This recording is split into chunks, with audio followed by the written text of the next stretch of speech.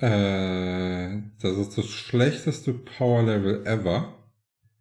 Ich verschwende einfach nur meine Amp. Der Dude hat mir 14% gebracht. Und dafür habe ich 10 Mio bezahlt. Und 40 Minuten für meine Arms sind wasted. Er hat mich sogar in der No-Fly-Zone gekillt. Er stirbt ständig. Absolut lächerlich. Noch nie so einen schlechten Spieler gesehen wie den.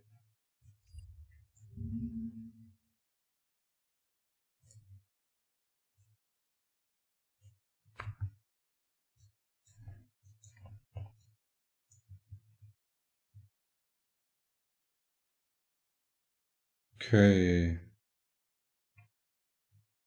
But this is what we're actually doing, like leveling the main. And not get mad at like those extremely bad players.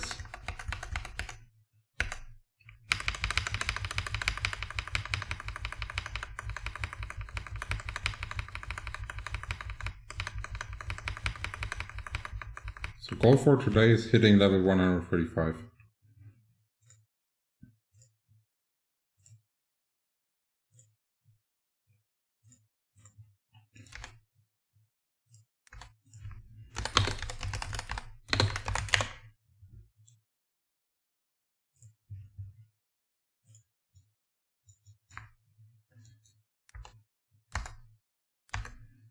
Disgusting Sepias AFK leeching.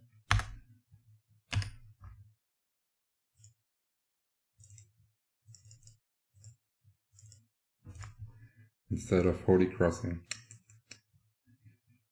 Disgusting.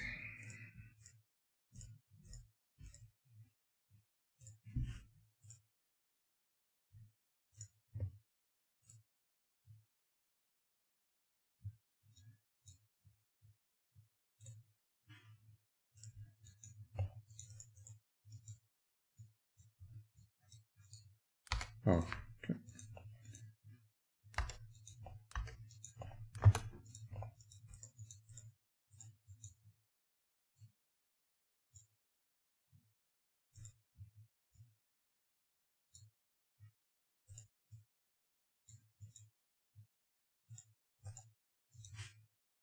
Let's go. Maybe we are getting a Ringmaster soon.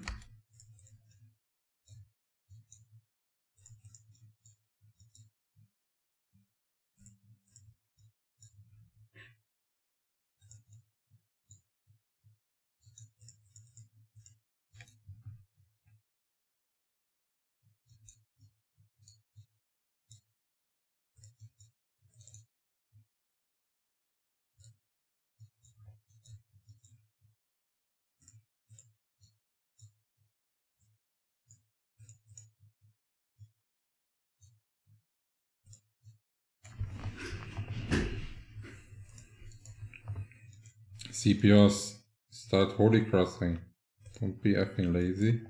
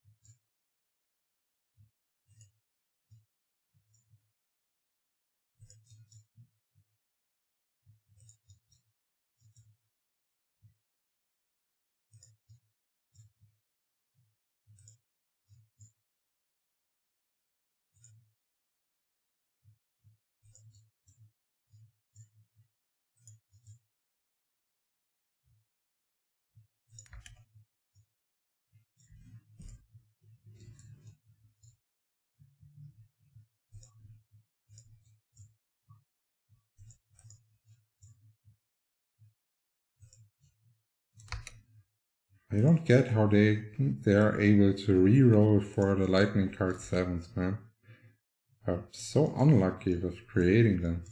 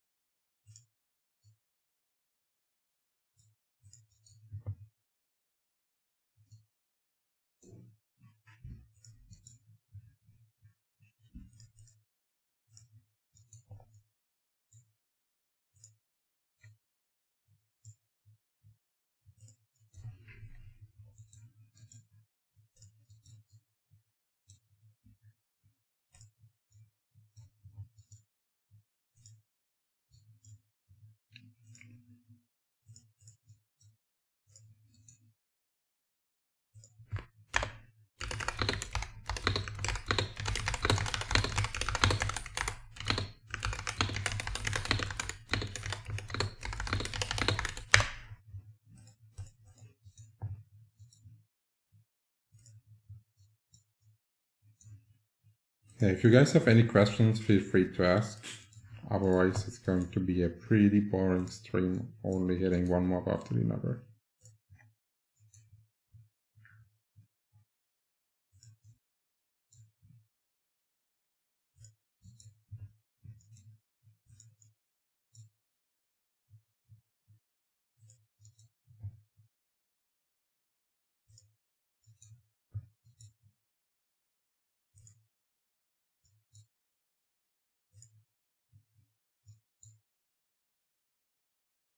I am using a 135 set plus 8, 28% attack, dex statted, and the weapon is a bloody yo-yo plus 10 an element.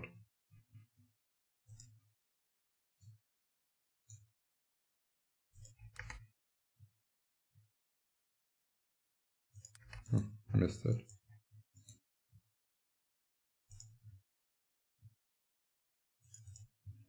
And we really want to keep our eyes open for the new Halloween event bosses, because they can drop balloons that are adding 50% experience, and a balloon like this would be insane to level my character to 140.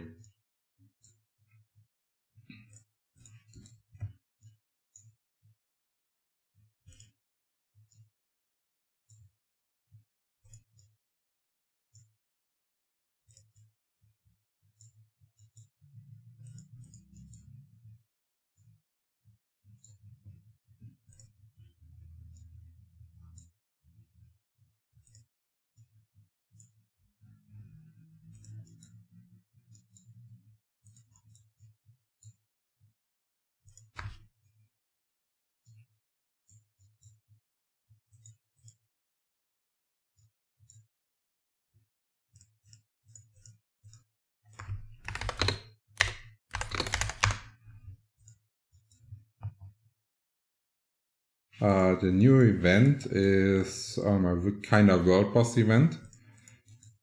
I have not killed a world boss yet, I've not seen one, so like we're keeping our eyes open. Maybe there's an announcement. I don't know yet how it exactly works. So yeah, we will have to figure it out today live on stream. And you're supposed to kill the world boss. The world bosses are supposed to be scaled by the amount of high-level players that are on a specific server. So our world boss should be pretty weak because we have almost no 140 characters. The events start tomorrow. Well, that may explain why we have not seen a notice or anything. And I guess I'm really bad at looking at dates. But if it starts tomorrow, we're still gonna push through. We will be able to do 135 today for sure. And then maybe we can get a 50% EXP balloon tomorrow to then have a way easier time pushing 140.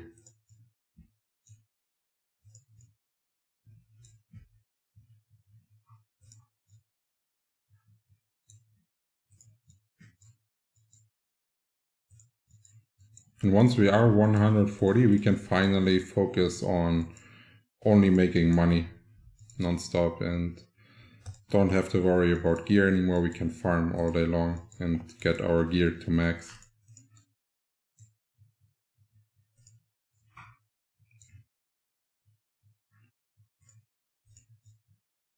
Hopefully it's doable for my 77 plate.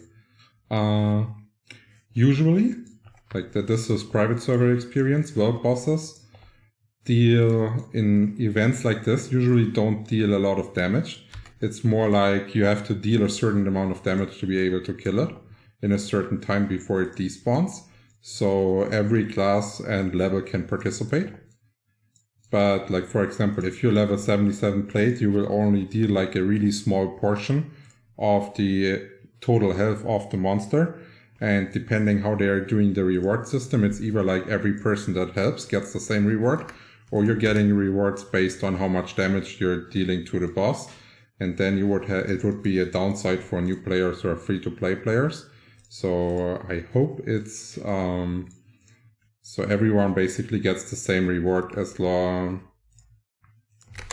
as they can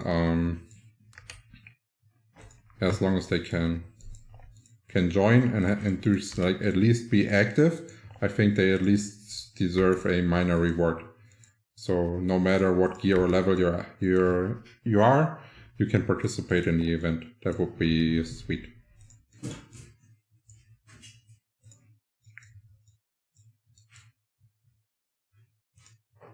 Because just imagine the game would be like only people with gear like myself would get like rewards out of it. That would make no sense and the community would be really unhappy.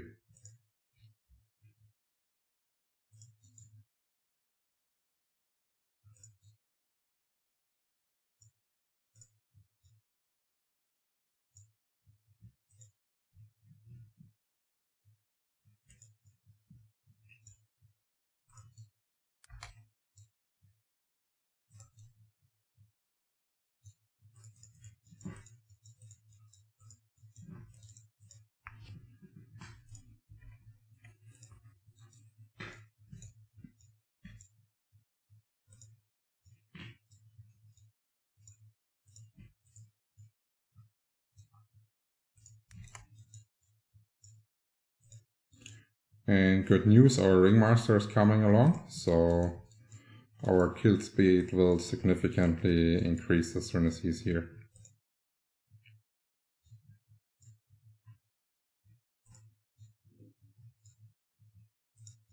And we are also able to kill Cunnies with 4 hits now.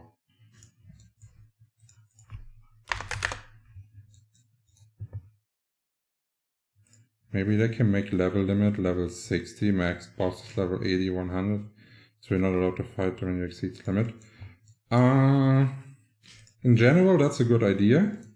But in reality, if you're making bosses that are farmable by low-level characters, people will abuse it with bots. Because like creating an army of level 60 characters with a bot is like extremely easy.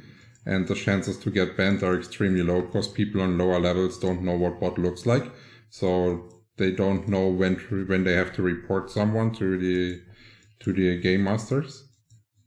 And yeah, then they could just abuse the event like hell. So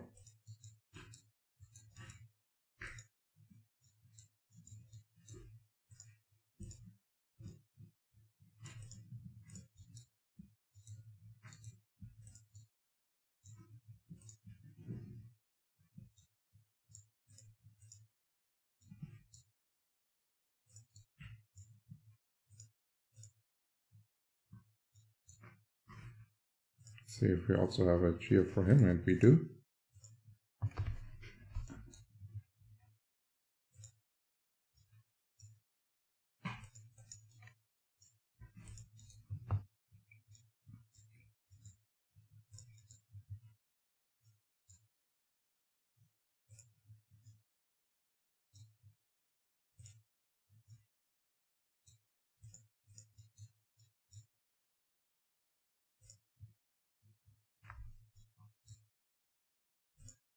Perfect historic stuff, plus 10, 10, 25% wind field. Muron plus 10. Huh.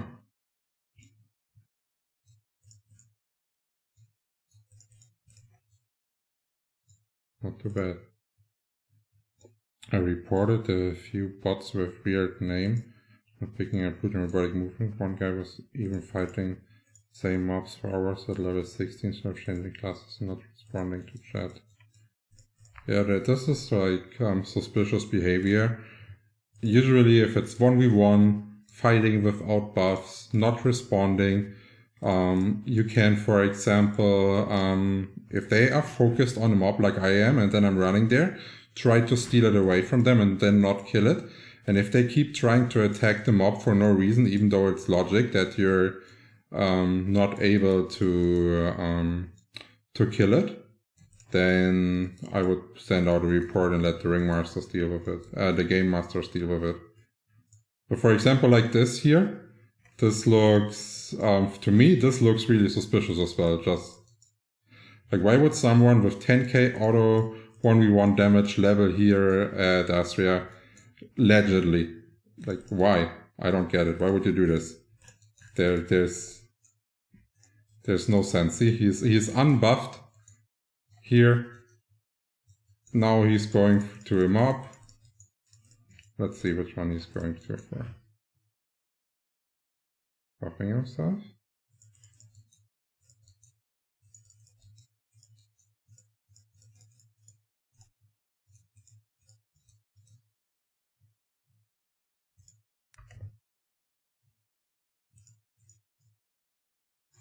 I don't know. Looks extremely weird to me. Why would someone play this way? For real.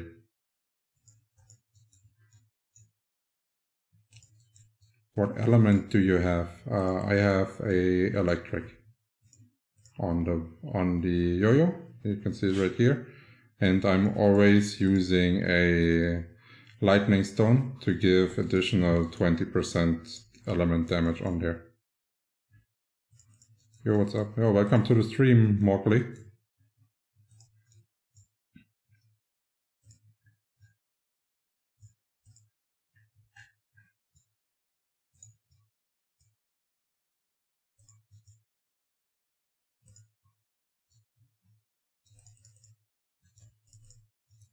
But I don't bother reporting bots anymore because I was told that botting is not permaban. So yeah. Why even bother reporting them if they get unbanned anyways? Like I said, I'm not bothered with reporting anymore. I think like botting or like cheating in this kind of way should be permaban, and not only on the character you bought it with, on every character that they are assigned to you. Instantly gone. That's what it should like.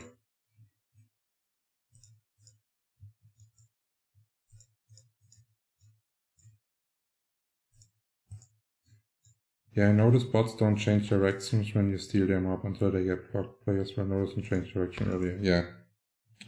Say, what class is the fastest leveler full star? AoE Knight or hit and run Ele? If you have full stamina, it's AoE Knight. Because like if you would be hit and run Elementor, you would be full int. Because you don't need to tank anything. But at higher levels, hit and run Elementor is not the best playstyle anymore. It's better to play face tank Elementor then in the higher levels, because they have 240,000 health. Later they have 280,000 health. So this is not the best position to be hit and running at. I guess they need every player's money they can get. The chances that botters are cashing in the game are probably pretty slim. I guess there's a reason why they're using bots.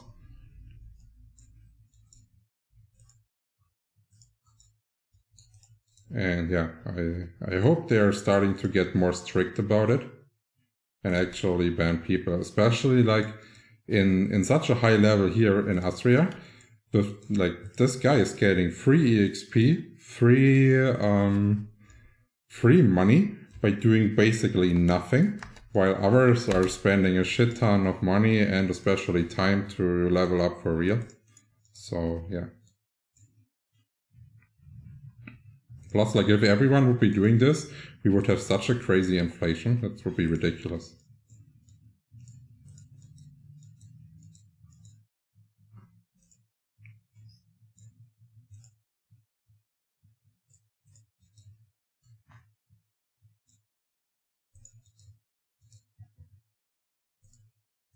If you change to face tank, would Knight be better in that case or Elementor?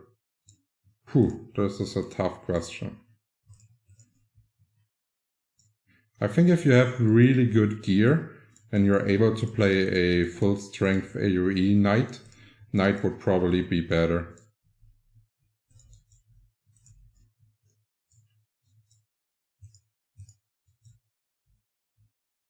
How much Penya can you make an hour? Currently the best way to make Penya per hour from like actual leveling farming is killing at Clavens at one level above the monster, and you can make between, on our server, around 30 to 40 million an hour there if you farm there with like EXP log.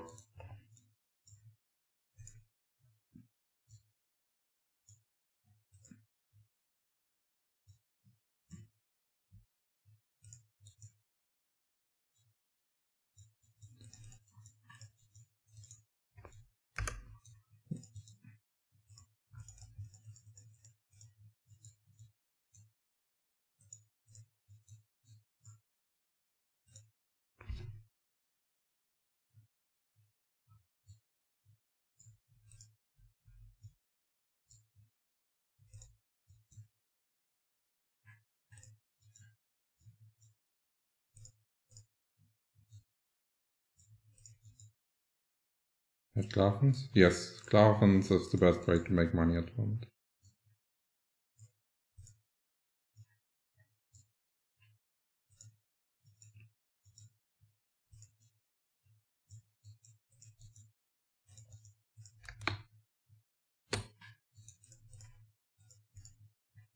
It's a bit weird because like a 140 character is probably the worst character to make money with.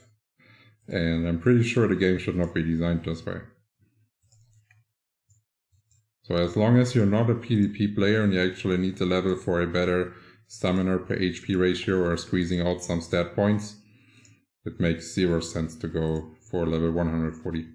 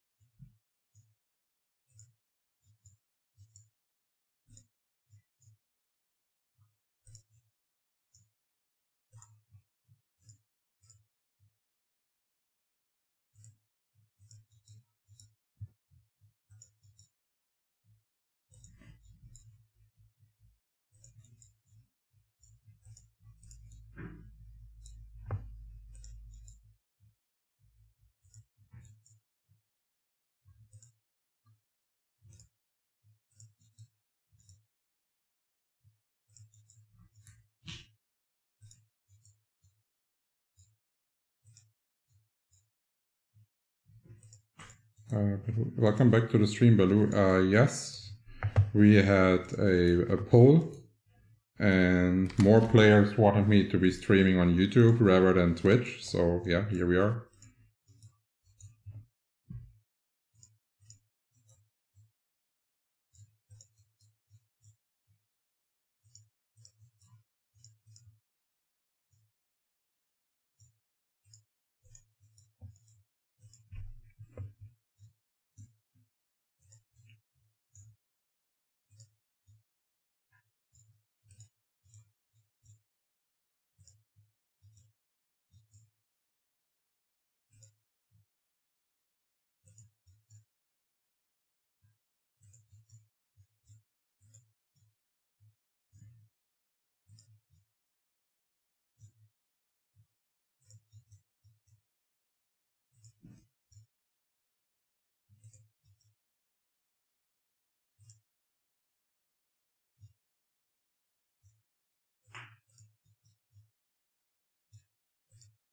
Oh, my Twitch is also active.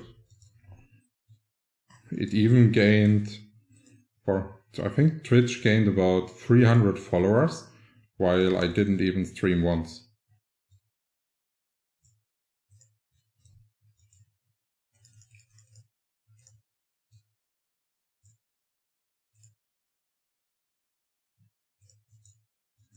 Those icebergs suck so hard because they're blocking your yo-yo attacks.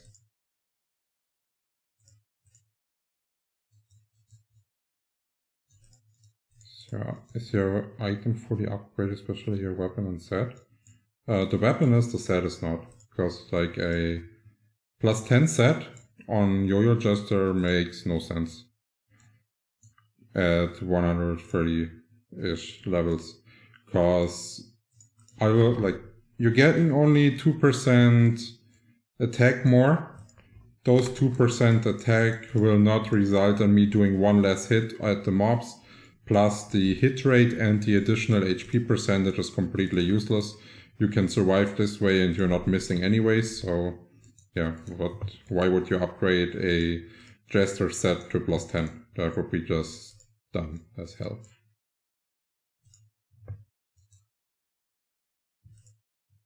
The PvP set, for example, I have plus 10 because this adds value, but in PvE there's zero reasoning to upgrade 145 Jester set to 10.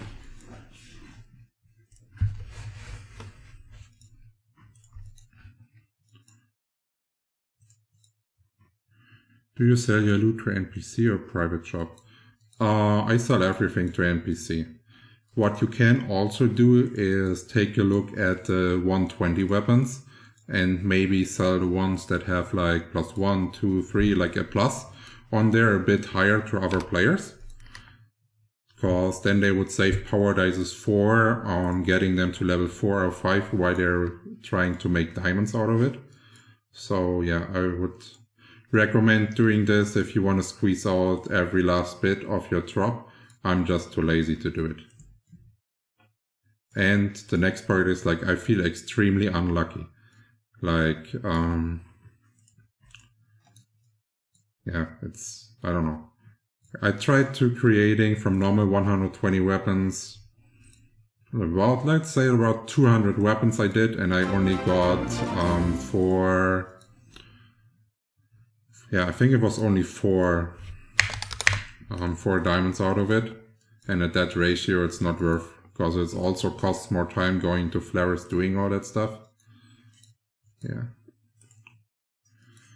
Please, 10,000 mammoths just to up one level, and that's with Prem set. It's not too bad. Like the 1v1 patch that was done that increases 1v1 EXP was, it was fine. And it helped a lot. It's not like the way I would want it, because the balancing is not based on spendings on your gear. Lumi, was machst du da? Genau. So basically, I think like people are arguing about AoE and 1v1 balancing, which should be making more money or more EXP or whatever. And I think that's a completely wrong question. The question is it relevant to balance around AoE and 1v1? I would say 100% no. You should be balancing the game based on gear progression. So basically the person that has like a +8 set and 16% attack, no matter what class he's playing, is making the same EXP. That would make sense, because like the gear progression is what makes the character unique, and what playstyle they pick to actually achieve this. I don't care.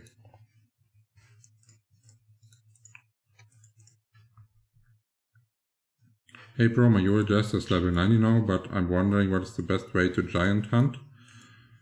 Do I need to buy star rings or get star in my build, or is there another way I get? I would not recommend giant hunting at all at the current stage of the game. Giant hunting feels extremely useless. If I would be you, I would try to level up so you can farm at Glavens with EXP stop if you want to get like good gear, or you just farm the events like crazy and try to make some value out of it.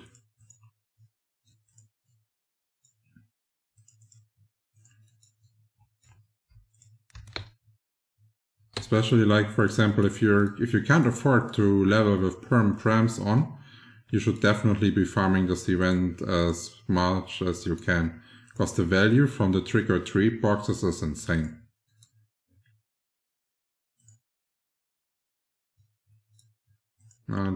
Giant hunting is done. Giant hunting was the best way to make money when the game released, and the longer a server exists, the more useless giant hunting is. Especially because they have no system that keeps the worth of the weapons. So for example, if they would have like a system that would guarantee like a Guardian weapon selling to NPC for like 10 million, Historic for 15, Angel for 20, and Legendary Golden for like 40 mil, then yeah, giant hunting would be worth it.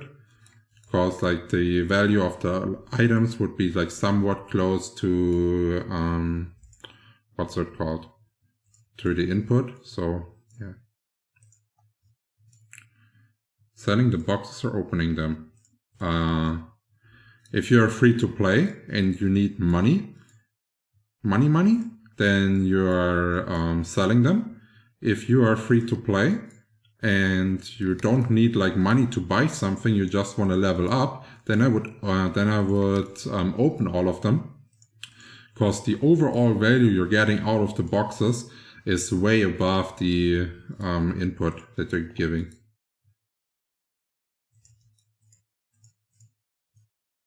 And the difference between leveling with prams and leveling without prams is insane. So, like, if you cannot afford leveling with prams, farm the event like crazy, get your boxes, get all your power-ups going, and then continue leveling. If you don't have any gear, try to sell some of the boxes first to get mediocre gear, then open the rest so you get power-ups for leveling. You should have like at least +8, 16% gear and like a +8, 8 or 9, 9 weapon, something like this. And some decent rings.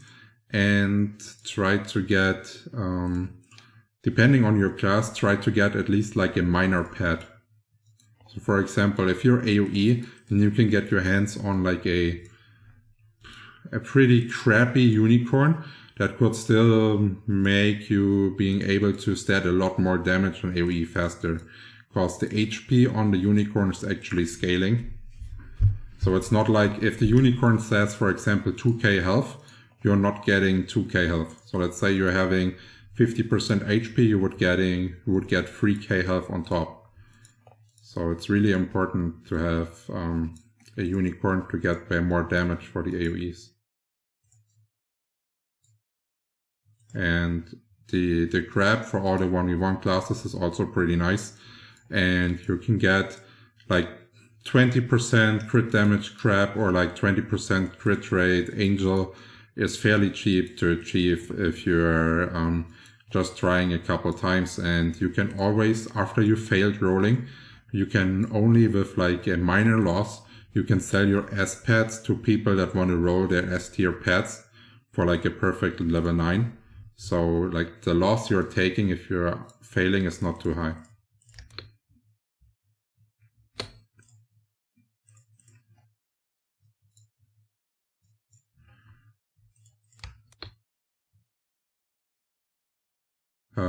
Yes, Klaven is currently the best spot to farm around the 12.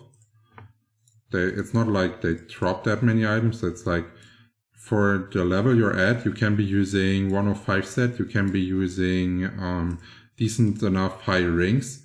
And so if your gear is good and you get a pretty decent, you're able to get a pretty decent kill speed at Klavens. And with this kill speed, you're just able to farm way better at like comparison to a situation where here I need 4 hits to kill a monster. If you can do it with like 2 or 1, so the average income is enormous. Any tips to farm the pumpkin event? I actually wanted to make a guide on what the best routes are. But since they reused the Mokomochi spawn locations, there was no reason in doing a separate guide for it. So just look at the Mokomochi guide. It's the same spawns.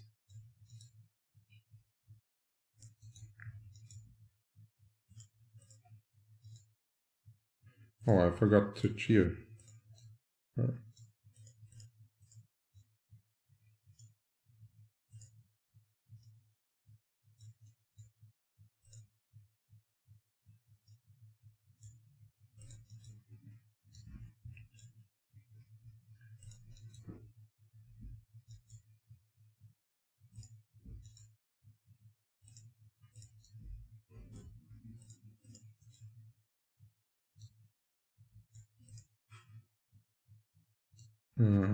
Mokomochi is a different event, like a couple, probably months ago. And the Deviant Mr. Pumpkin and the Mokomochis have the same spawn rate, so just go to Google and look for the guides. There's already plenty.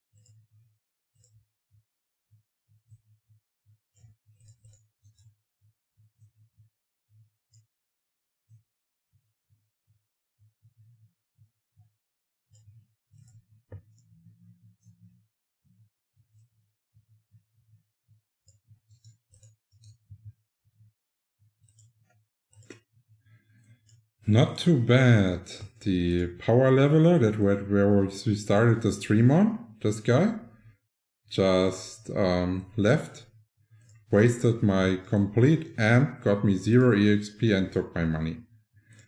Gotta love those fucking scammers. Just ridiculous.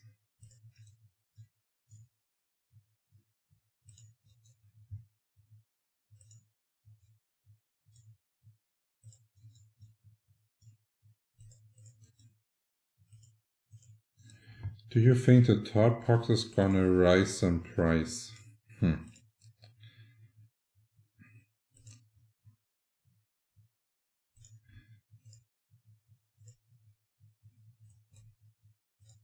Like top boxes are a thing. So like for the people that actually use them as prems, the boxes are way too cheap. The value is way higher. But since some people just need money and don't want to have the boxes, I think the prices are kind of stable at the situation where they are. But overall, like if you have money spare, just buy as many boxes as you can. You cannot make any mistake buying the boxes at the current price. At least on Totemia with the 350k for the boxes, no issue. You can double your value. You just have to make sure that you're opening them at the correct timing. So one strategy to open them is, if you take a look at about like, let's say 20 or something between 20 to 30% of the boxes should be gone, and you're taking a look if the last 20 to 30% in the boxes have a lot higher value than what you're actually going for. This way you will get more out of it than like just going for full openings. But it also takes more time and more scouting, obviously.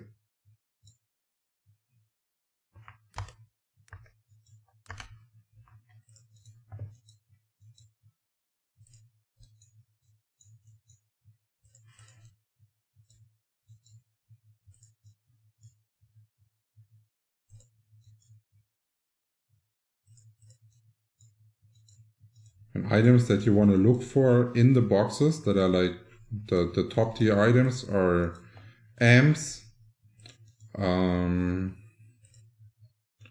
what's it called? Power scrolls, the upgrade scrolls, like those are the big gainers. Since they have a high F-coin value per item. Quick question, if there's only a few items left in the event till the snowboard and I open 100 at the same time, am I going to get it? You're not guaranteed to get it because someone else could be opening it pretty much similar to when you were doing it. And the snowboarder set itself, at least on our server, has 0 value. The way they designed it, the set is not rare, and everyone can farm one basically in a day if he wants to. So yeah, I don't think going for the set makes any sense. I'm still having sets from other events in the bank that no one wants to buy.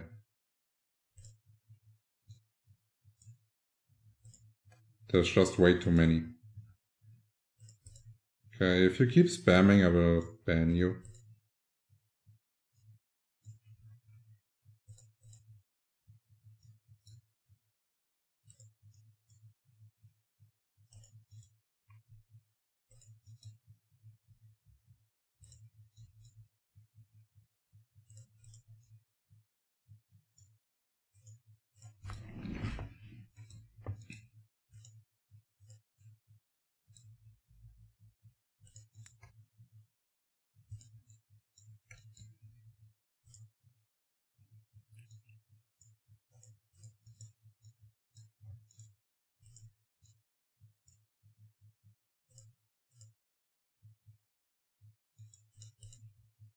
I was told that they're actually not bringing the sets again.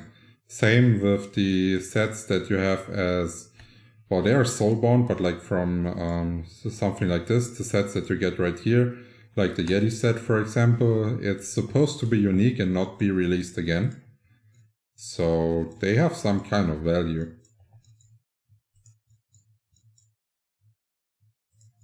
The way I did it, like I have a storage character where I put all this trash gear in, just with the hopes, like Serenity said, that someday it may be worth something, or someone is shouting that he's paying like overpriced for it, cause he really wants it fast. But other than that, like, I'm not too worried about those items. They will just get dusted.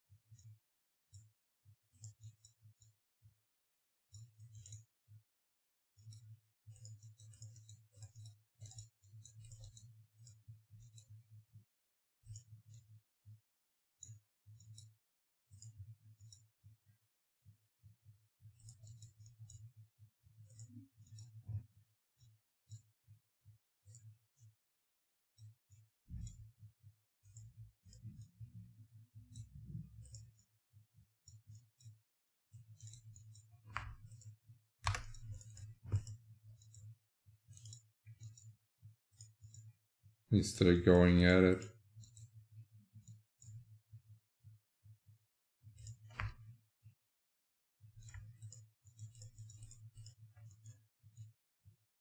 I bet it's good to see you back in action. Good luck and power leveling till 140. Thanks for the words and welcome back to the stream, King Espancho.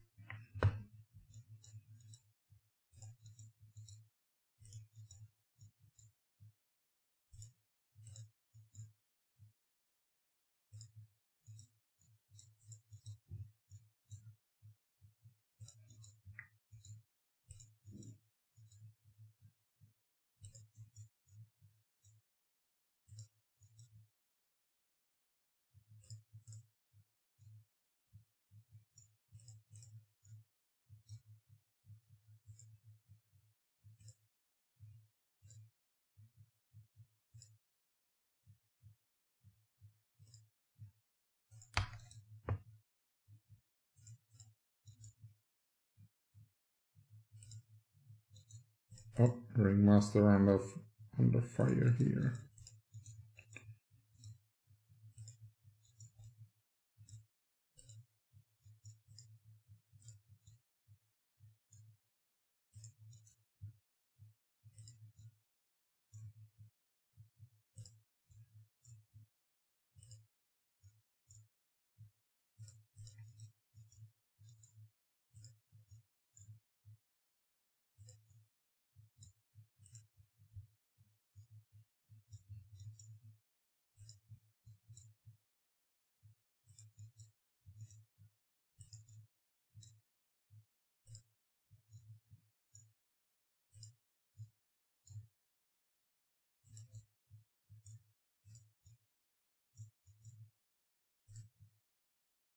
If you guys have any more questions, feel free to ask, because the stream is going to be boring as hell if there's like no topic to talk about.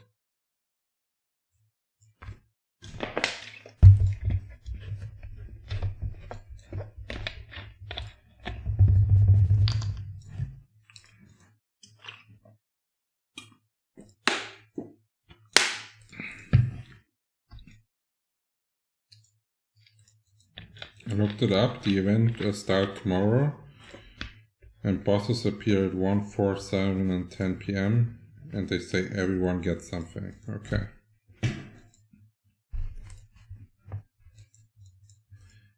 Oh no! I just remembered that I'm going on a party tomorrow after work immediately. And it's like a party for the full weekend.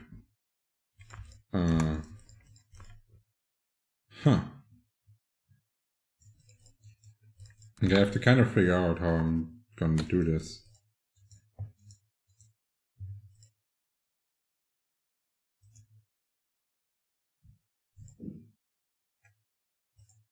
Good luck on the 130. You think you can reach it in how many days? Days is hard to say, because it always depends how much I have to work. But I have vacation on the My 3-week vacation starts on the 14th of November. And at least after the vacation, I'm 100% sure there will be 140. And I will try to get as close as possible to 140 before the vacation starts. IRL party? Yes. I'm going on a party with friends. Just like barbecuing, getting drunk, stuff like this.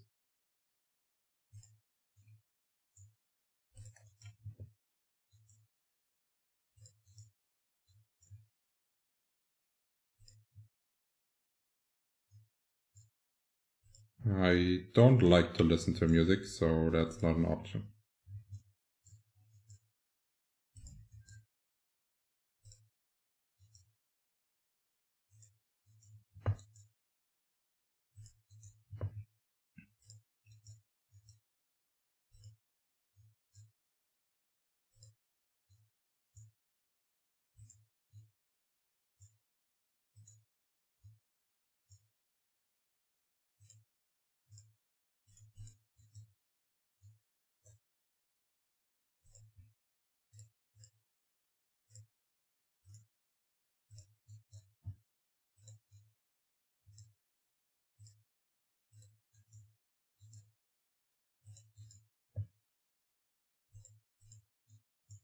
Really, first time hearing someone saying that. Well, the music I like has basically no text. I don't like any vocals on my music, or like really few. And I prefer to listen to books. But due to copyright reasons, I could not be listening to a book live on stream. And it would probably be weird because people would not be able to pick up the plot.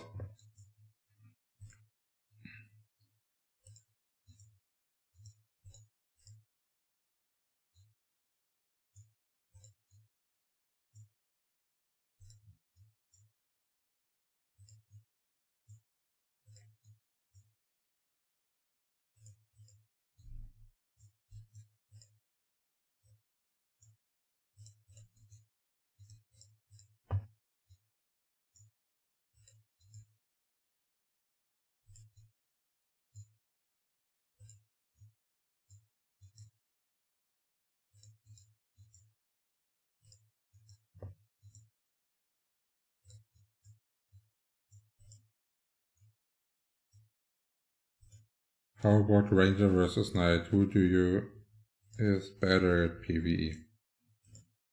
I would say Knight. Knight has slightly higher damage in 1v1 situations than the Ranger. And he has more purpose because he can also be a tank. And I really hope that the new dungeons require full tanks and bring usage to Knights again. And I also hope that the new dungeons are designed the way that it's team play and not solo shit. And that you can actually only tank it with Knights and their rage skill. So you cannot, for example, like use my, I don't know, like my PvP gear on the Jester to then be tanking the dungeon. I think stuff like this should not be working. It should be like based on the Knight skill. So we are having a decent support, tank, damage dealer set up for dungeons and encourage team play.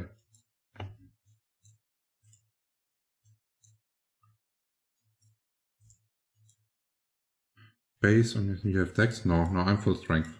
I don't have dex statted.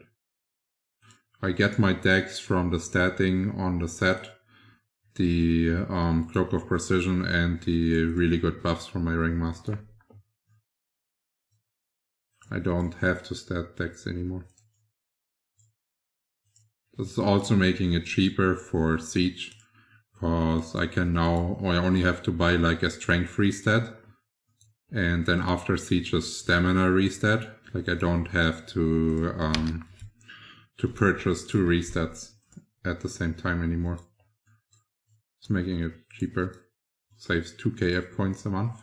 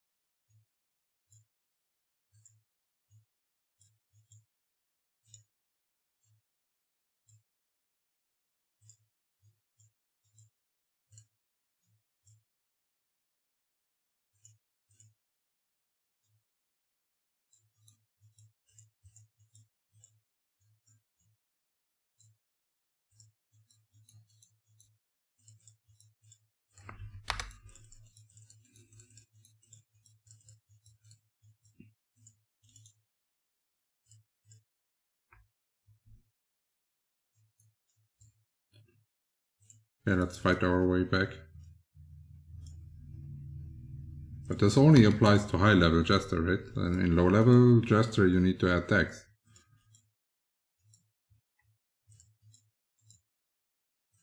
For example, when I started out, I had like 120-ish dex to be able to get my 100% crit rate, 100% attack speed and stuff, so yeah.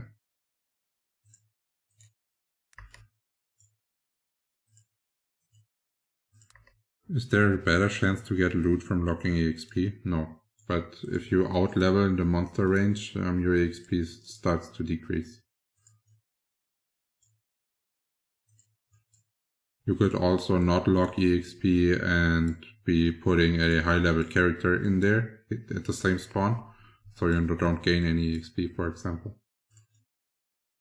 So if I would be farming there, I would just put my 140 Jester on follow, and then he would not get any EXP and I wouldn't have to EXP lock.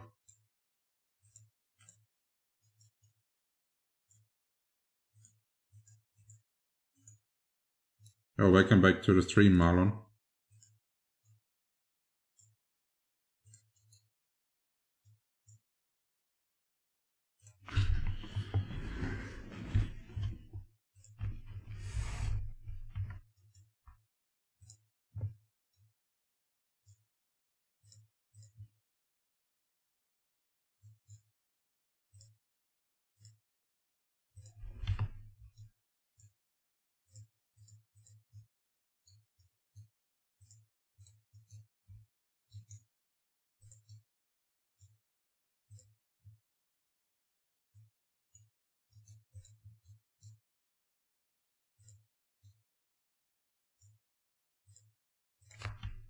Is it possible to remove a Pierce card? Yes, it is. I think it's also described in the upgrade guide, but I'm not 100% sure, but you can do it at the upgrade stations for remove pierced card, but it's always removing the last one. So for example, if you would put like a 3% card in, then a 7% card, then you want to remove the 3% card, you would have to remove the 7% card first to get to the 3% card. So choose your card slotting wisely.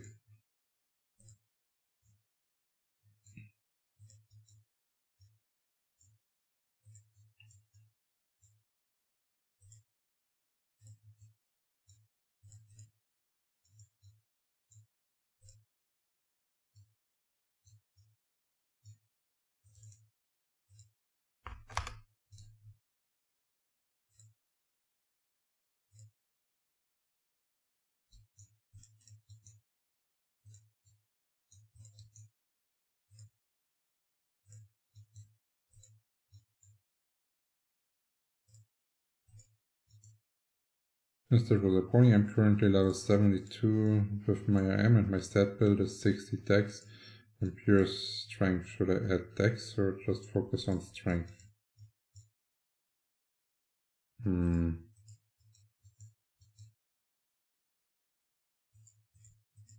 confused. Like, your Ringmaster is a dex strength build. Like, it should either be full stamina AoE Ringmaster or full in support Ringmaster at that stage.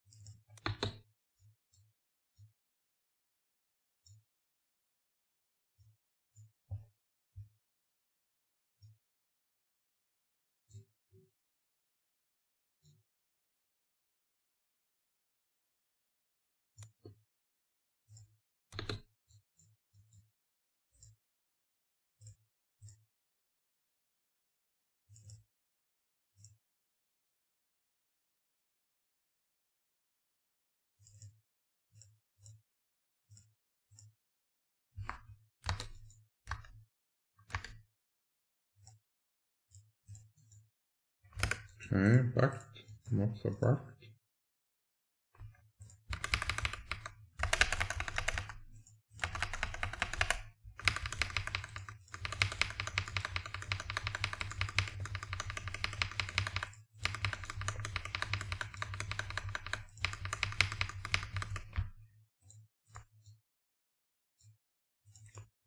Yeah. Okay, let's go.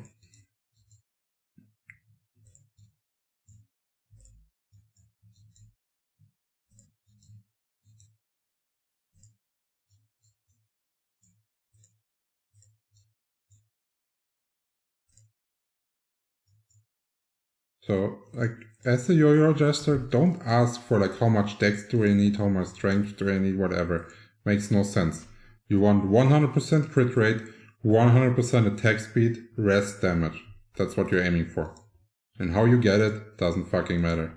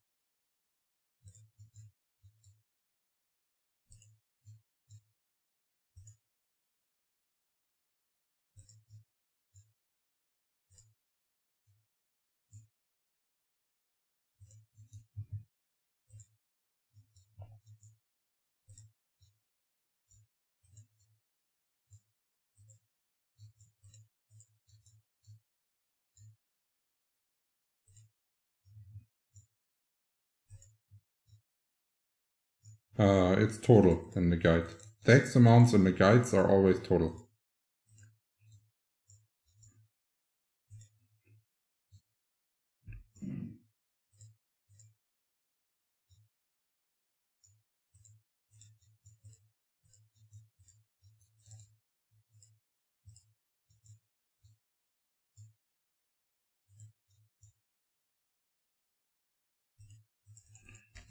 Damn, they're killing my ringmaster here.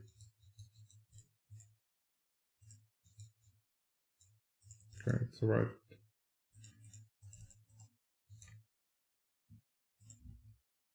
Oh, it aggroed again.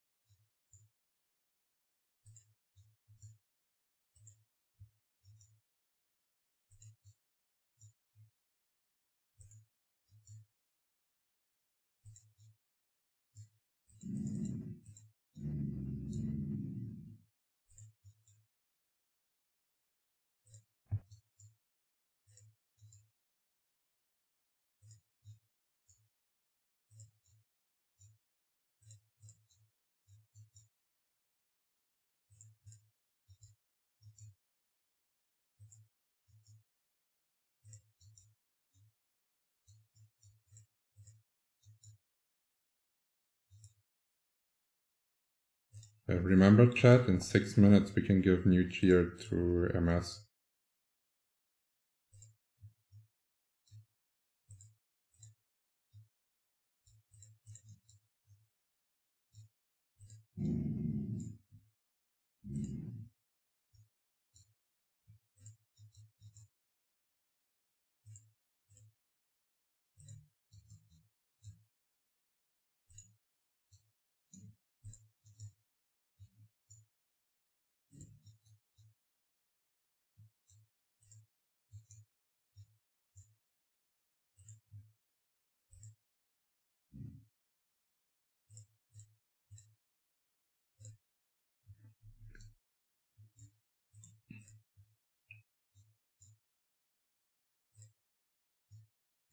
For my level 77 1v1 plate, is it better to have a +7 Vigor ring or a +4 all ring? I'm running out of each at the moment, but can have double Vigor. I think the 4 all stat is better.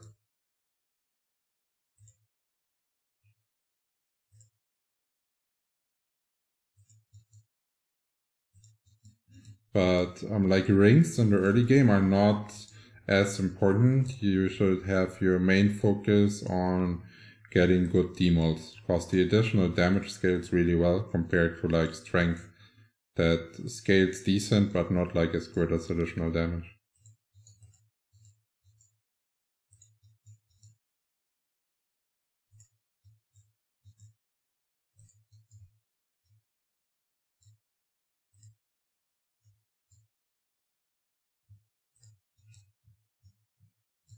Can you use Reduct A on level 80 siege? Yes, you can. Yes, you can. That's why so many people are playing like Jester, because they can use the Katria +10 set from their main, for example, and then level reduce an old Angel Yo-Yo, and they're basically close to having like a maxed out character there.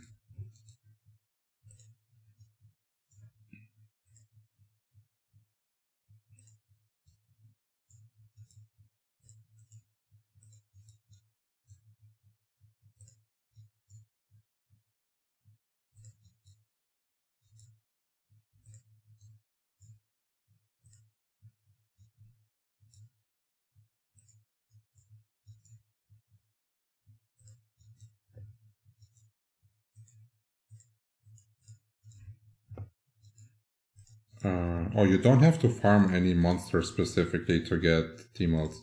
Normal monsters, just like the ones that I'm killing, that you're killing, are dropping +7 D-mods for free. And then afterwards, I would not upgrade them myself. I would try to buy them from someone else. This is at the moment a lot cheaper than making jewelry yourself. Katria better than Jester on 80 siege? Yes, for sure. Katria is the way to go on Jester on 80 siege. How much HP you need to tank Red Meteor if DPS type? What class are you? It's class dependent. Classes need different HPs. And your level is also important.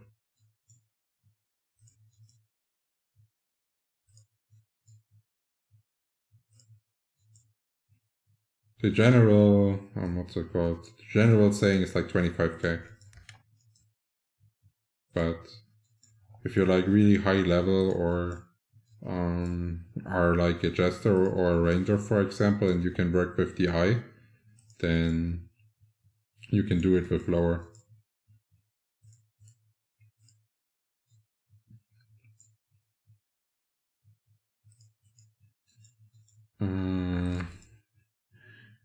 Is it really that hard to... Okay, if it's really that hard to find, I might make a video for it. But I will check first if I can find it. And if I can find it easy, then yeah, no video.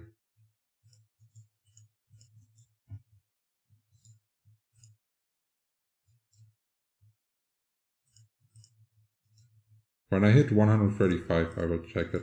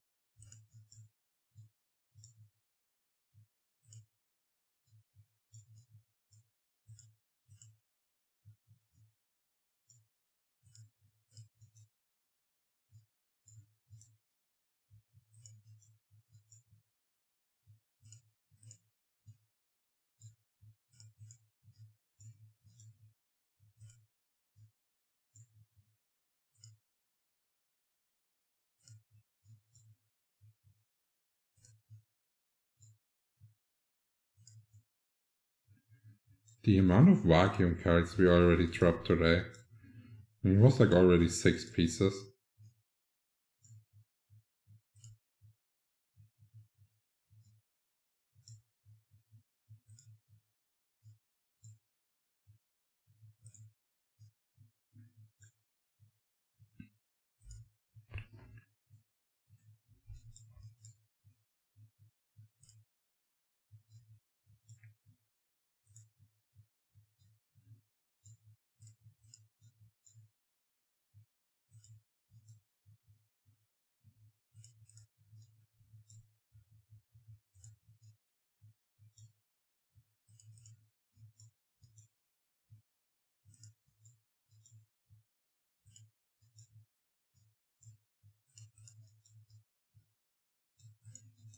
Yeah, I don't get why so many ringmasters are not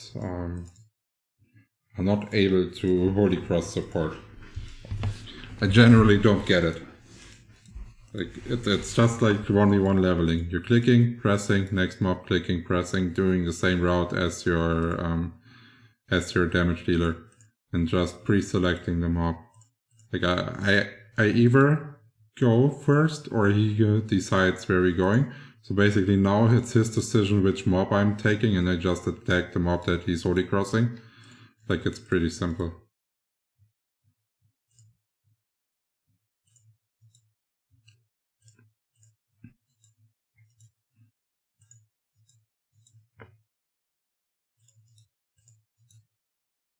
And I don't get why like some people like to heal, cause like they're not doing anything. Like, everyone can heal himself. Heal ringmasters provide no value.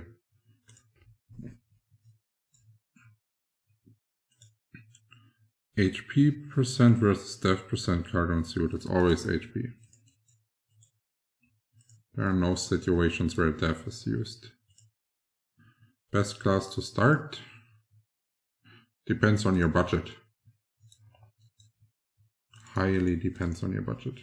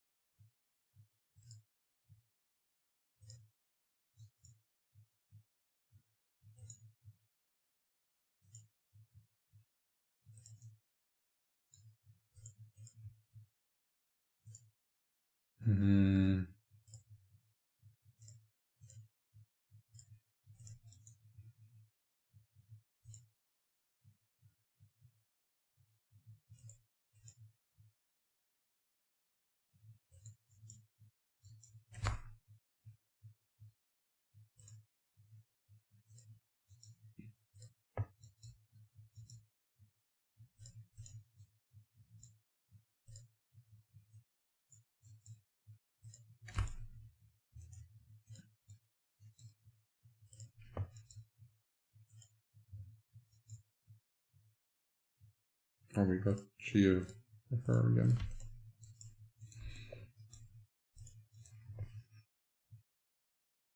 What can you say about Yo-Yo Acro and 60 Siege? I would say don't play it. Yeah, I guess that's all there is to say about it.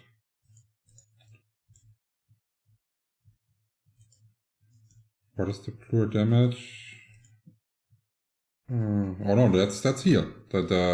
It's green, and like for example, like you probably mean the 404, 490, 421, and this is heal because my yo-yo has lifesteal plus 0.8%, and this is the health I get back from attacking the monster.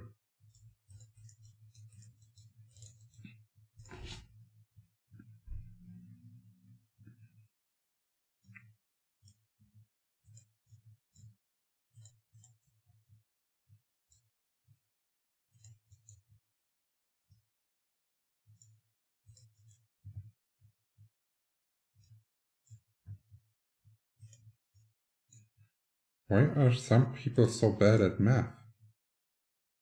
I don't get it. Like, those pets are dog shit. And he wants way more money than they actually cost to make.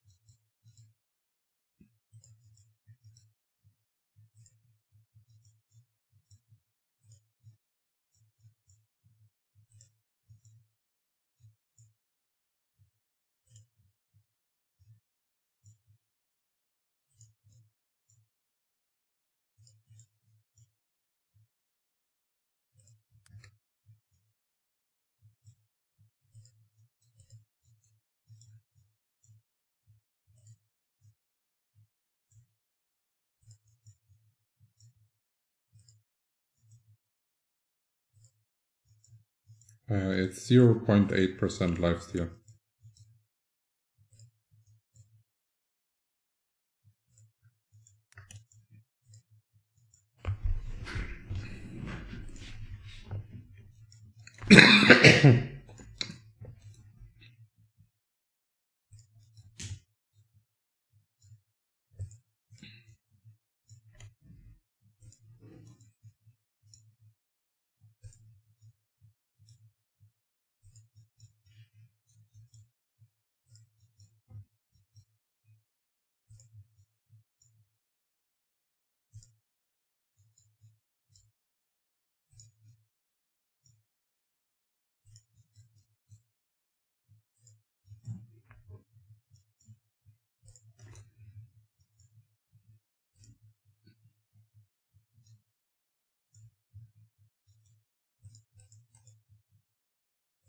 How much money did you spend?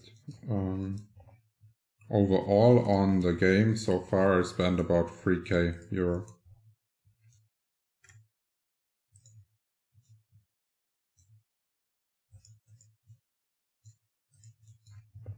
So something like 500 a month.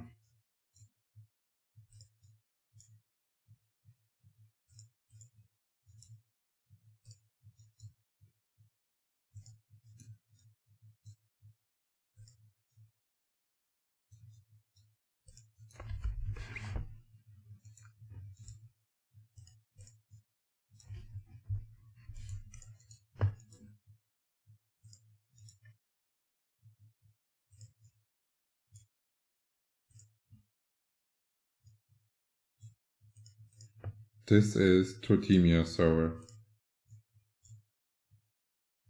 I will update the FAQ sign for next siege.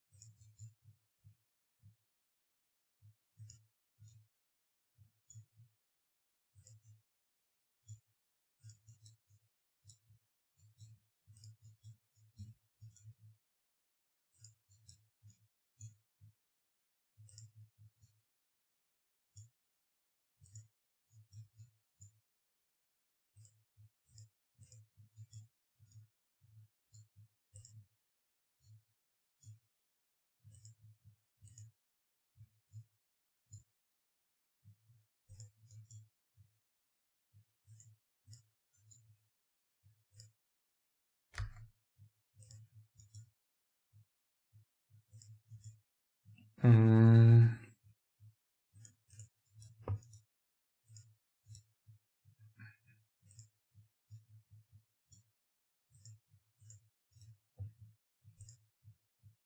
I'm pretty sure if I go now and I type it into Google and look for the guides, they will be showing up in no time. Welcome to the stream, Kekamelon.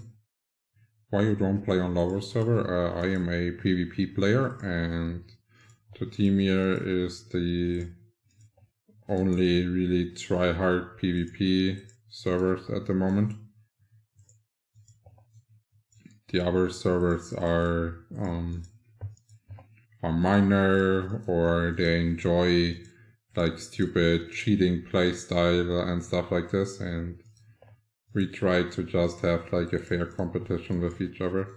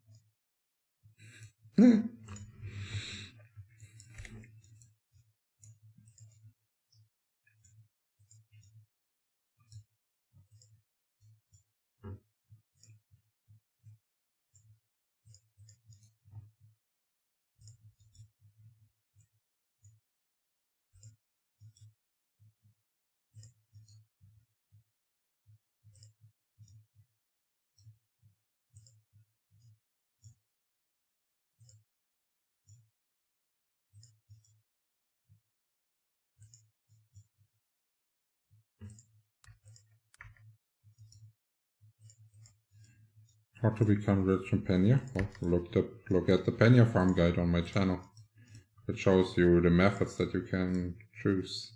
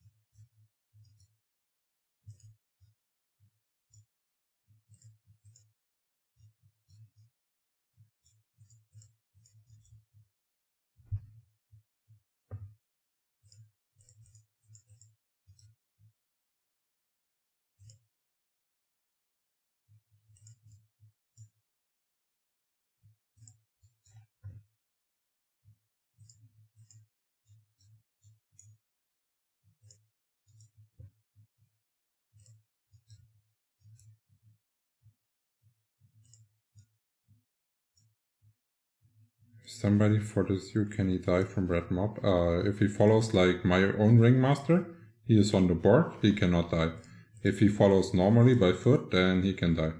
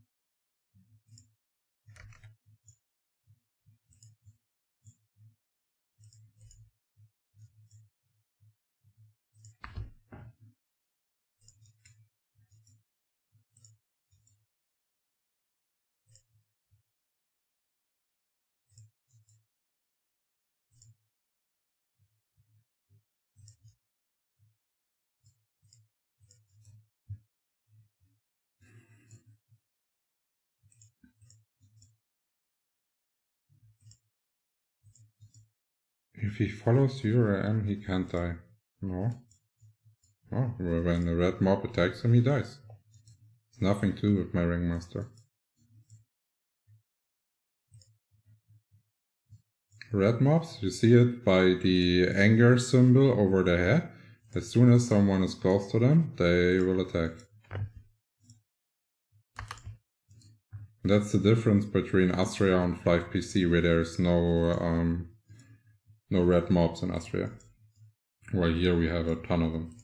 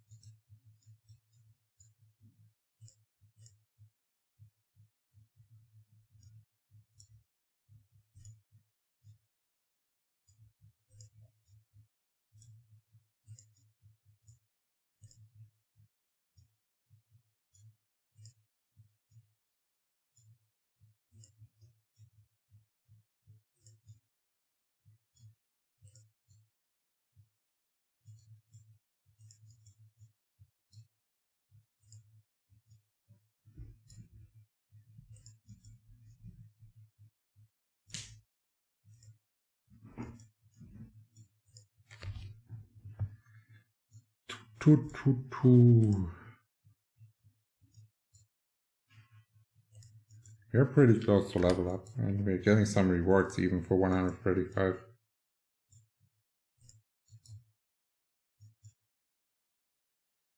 Five free ants. Look at that.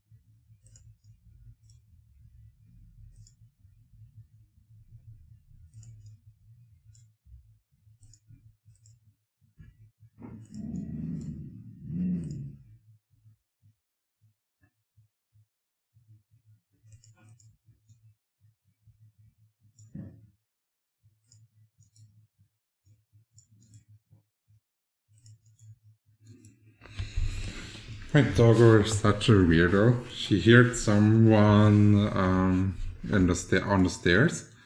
Then she started to crawl a little, and then she was burping and acted like nothing happened.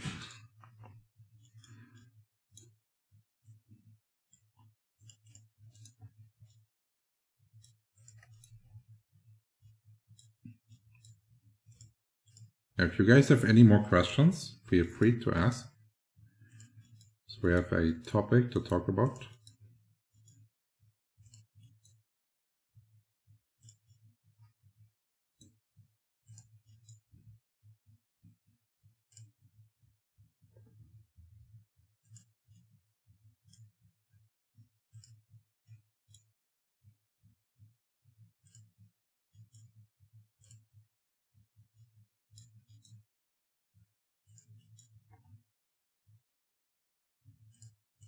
Teaming in Siege is not a thing on Totemia. No, it's not.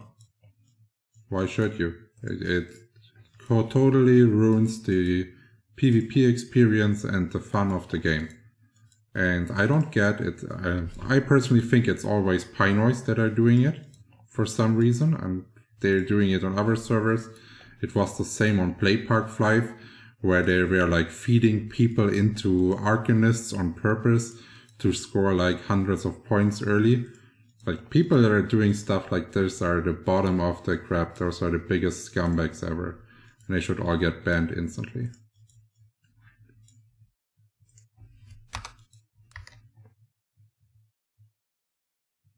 What is your build now? I'm full strength. Thoughts on new events?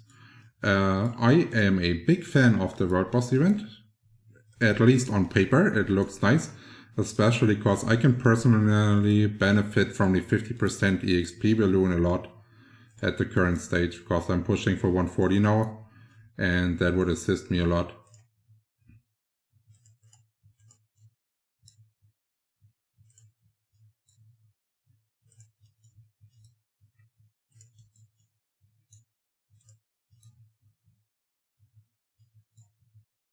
So I'm looking forward to it, but also a bit sad because, what's it called? My, like, not sad, like I enjoyed going on a party this weekend, but I want to farm the bosses and probably get as many balloons as possible. So next week when I'm back home, I can then push levels.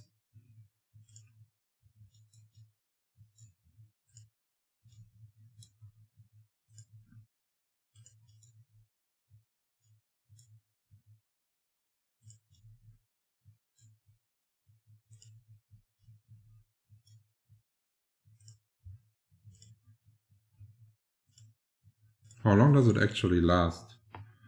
Until November 1st, huh? Dude, that's only on the weekend, man. That's exactly when I'm gone. Okay. Does it say anywhere how long the balloons are lasting?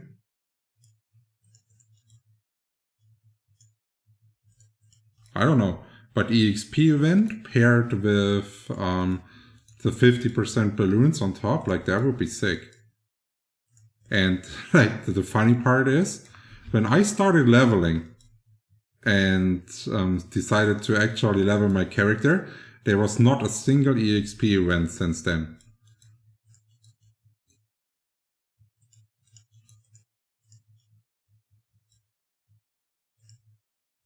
Balloons last 6 hours.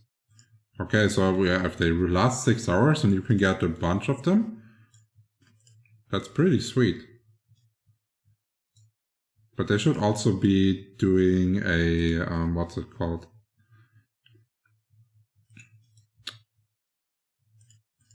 Can you stack amp too? No, you cannot stack amps. At this stage of level, you can only use 1 amp. But in the earlier stages, you can stack 2 amps.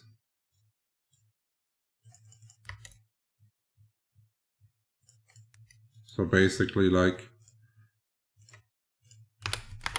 the only amps that you can stack are those ones here with the numbers on there.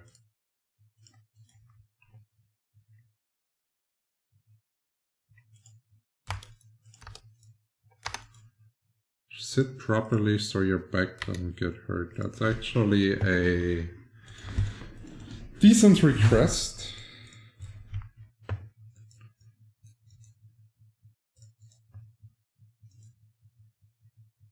Oh yeah, 1 amp and 1 balloon, that's possible.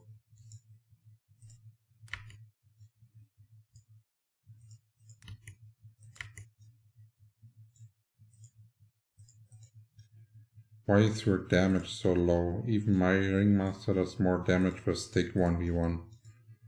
Well, if you're such a good and high damage dealer, just come here and P-level me, I pay you. No problem.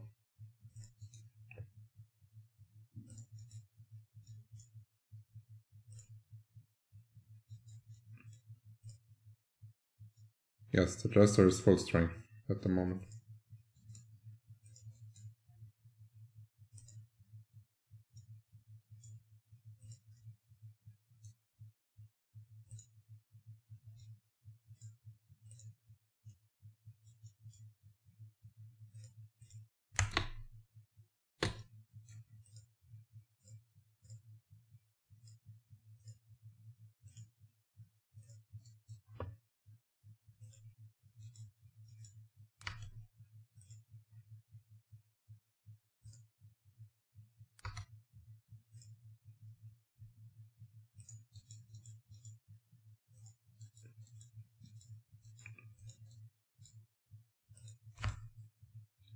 You are, but I'm not. If your damage is that good, come here and peer level me.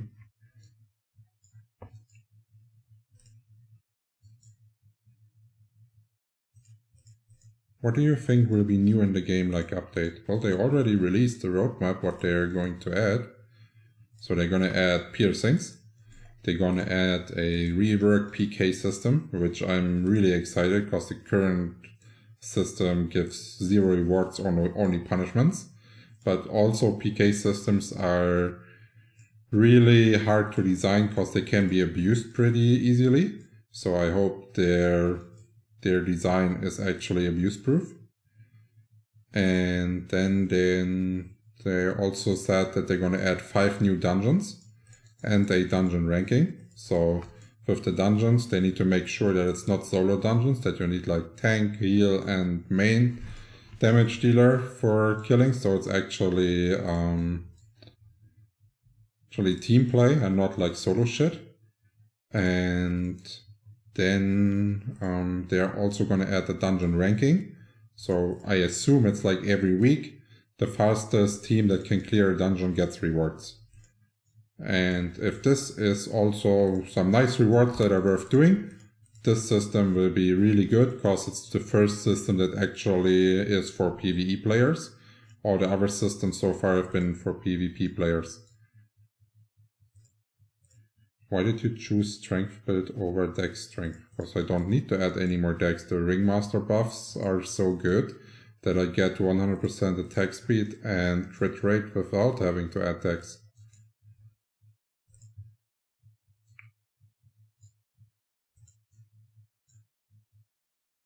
Oh, thanks for the kind words, Kunio. And for the piercings that they're gonna add, I assume it's going to be upgraded by Power Dice 8 and G-Pros, just an assumption. They could also make something more unique so that you'd actually have to farm those kind of upgrade mats in the new dungeons. That would make sense in my opinion. And the other part would be, how are they going to design the cards? Because if the cards are designed like PC Flyff, the balance patches they have to roll alongside with the new updates of the piercings would be insane. And that would create a big gap at the moment while between people that have like full piercings already and some that don't. And for the free-to-play players, it would be amazing if the cards would only be dropped in a dungeon. And because this would encourage team play for the dungeons and give all the free-to-play players an opportunity to farm a dungeon and make cash because the demand for the cards will be insane.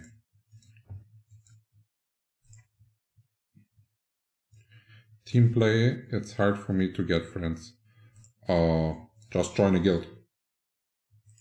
Like there's so many guilds that are recruiting on Discord. Just join the people you like and test it out.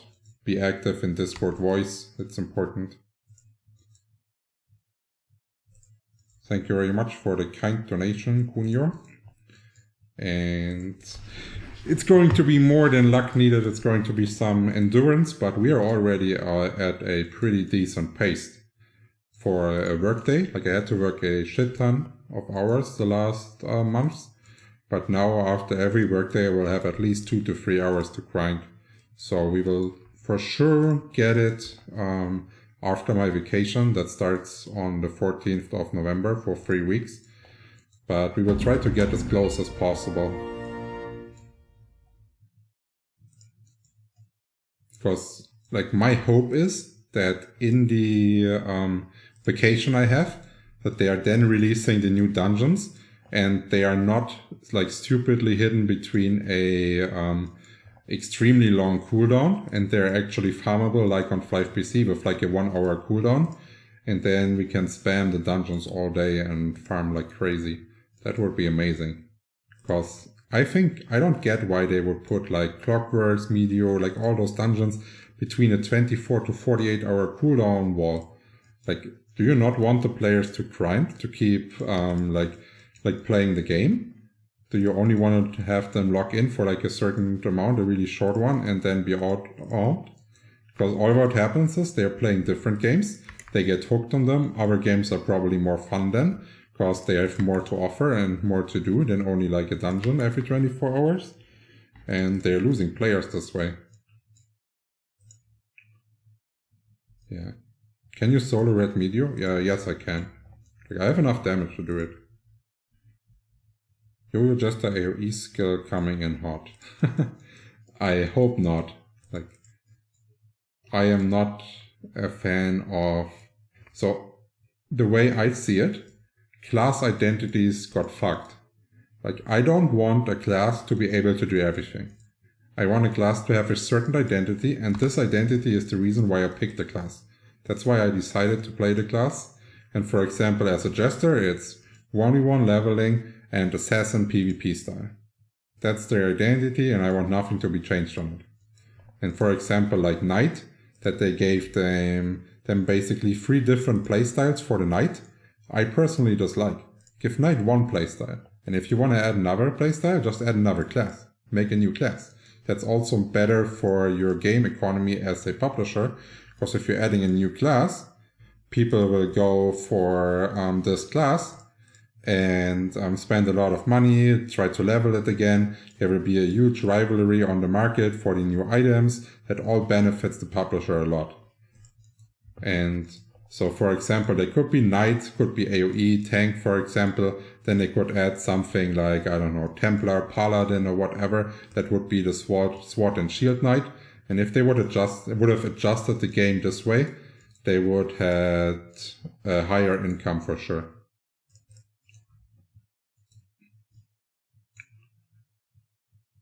I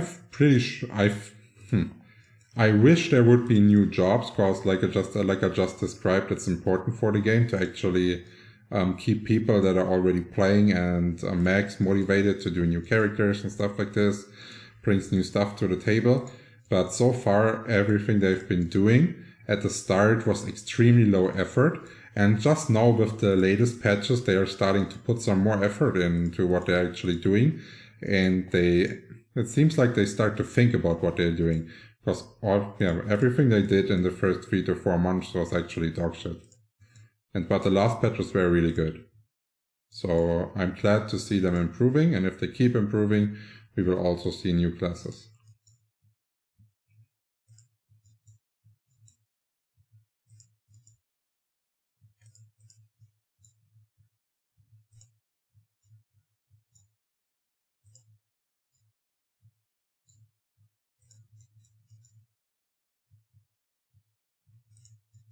Hi, in your opinion, Jester is best or Ranger? Well, depends what you want to do with it. But I would say in general, Ranger has more potential than Jester. Just due to the fact that with like low gear, you're able to AoE. While on Jester, you would have to pay a shit ton of money to get decent 1v1 gear to be dealing enough damage to level.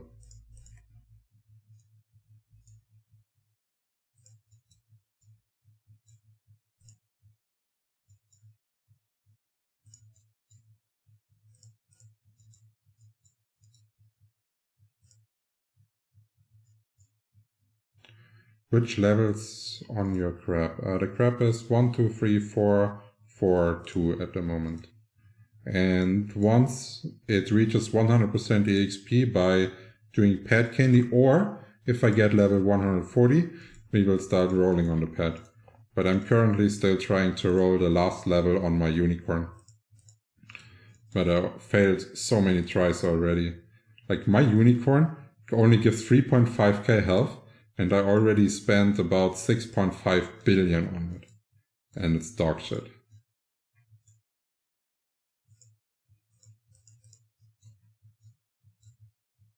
I am a consultant as a real job. Mostly in the insurance, for insurance companies.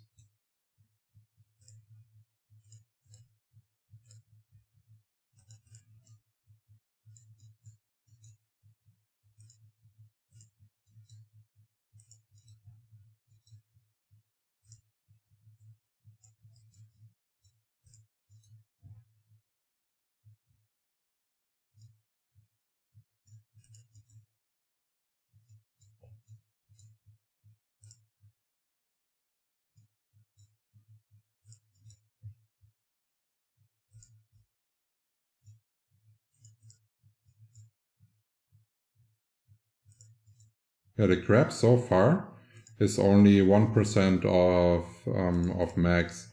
It's from the rolls. And I'm looking to get something like 35 to 40. Not going for max here on a PvE pad. I would really like to have a max unicorn though. But that's also not gonna happen. Like, already spent so much money on it.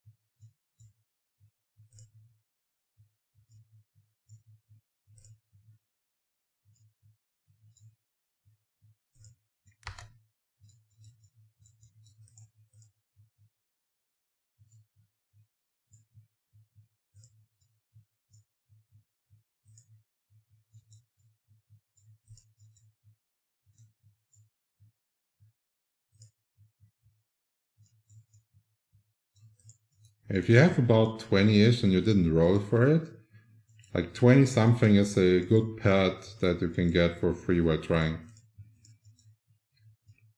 And it's cheaper to go this way than actually roll for it. And just try to sell the S tier pets to the S rollers.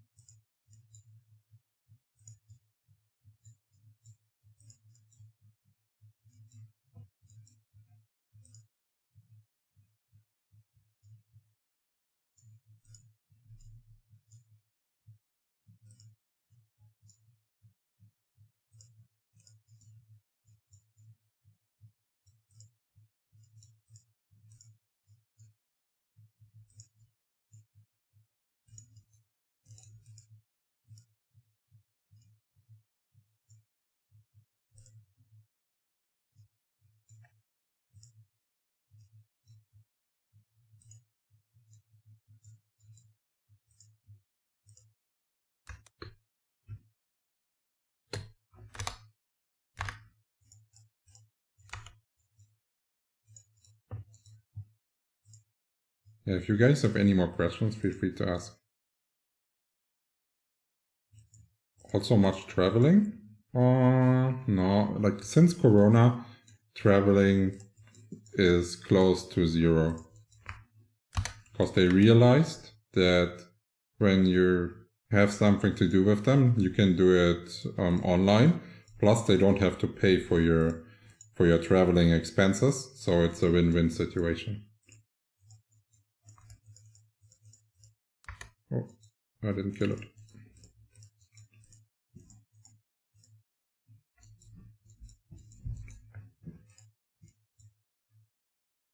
Is it worth using Amps at your level?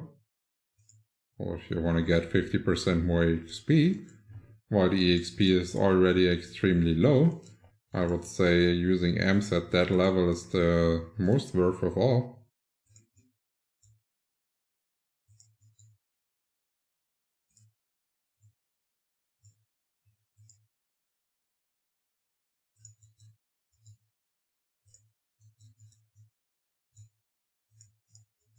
I think Angel Bow is good to AoE with at higher levels to use a G-Bow or B-Bow in face tank. Yes, you should have, for sure you be using the Bloody Bow for face tank. A G-Bow for face tank makes no sense, but Bloody Bow for face tank is really good, because you can then use the lifesteal on it.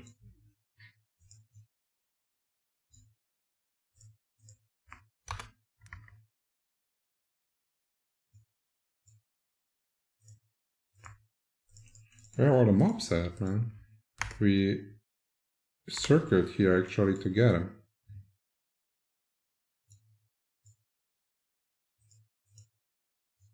Do you know how I lower the minimum level for EXP of party? I don't even understand the question. That's the problem here. The set is +8, 28% attack and dex stated.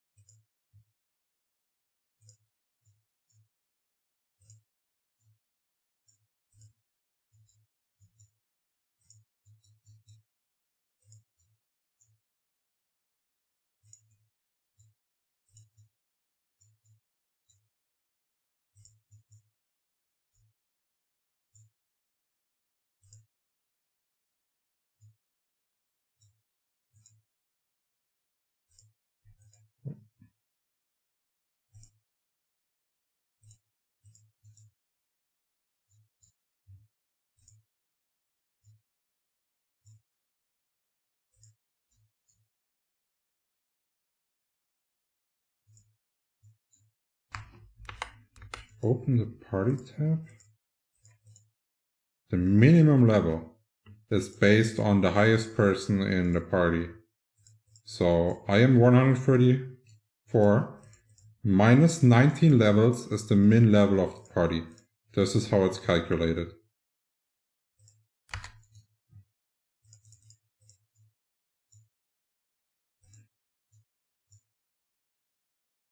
I am level 120 BP 1v1, better get Roddy +10 or open set with level down +6 with 21% and later upgrade the rest.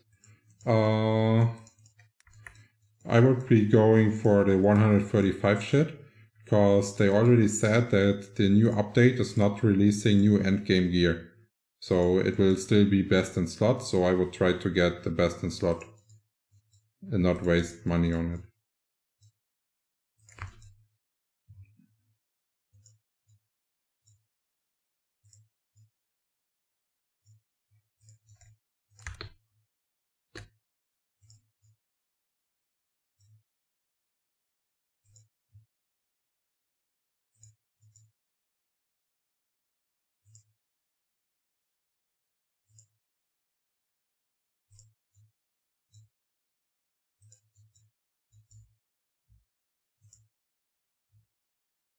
I am full strength.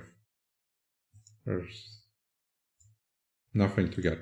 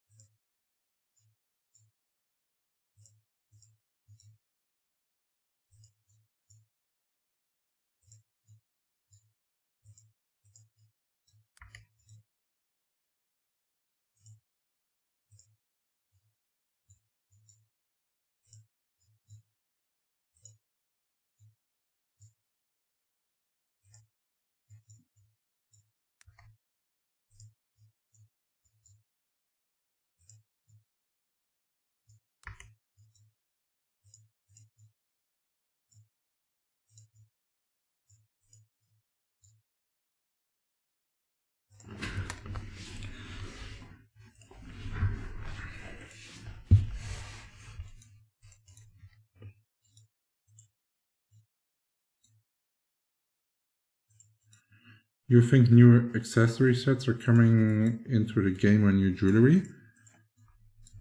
I was told so far no.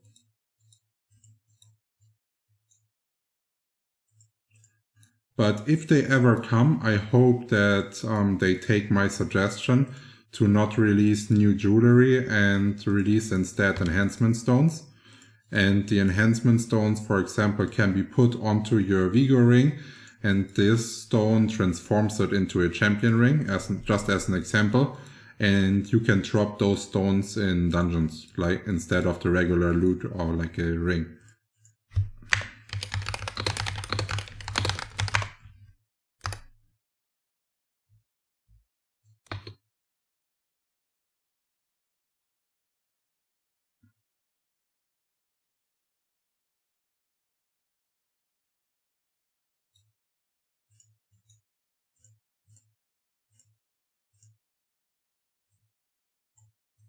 Okay, sad. My ringmaster doesn't have any more time.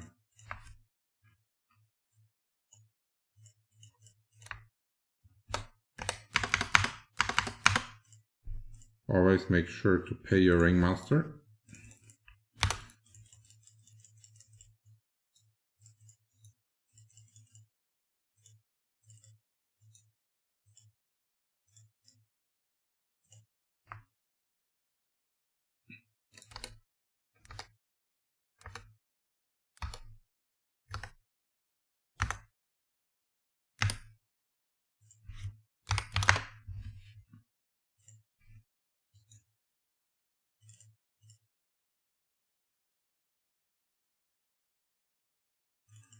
But even without ringmaster, we will be able to reach 135 in the next hour, so we are good.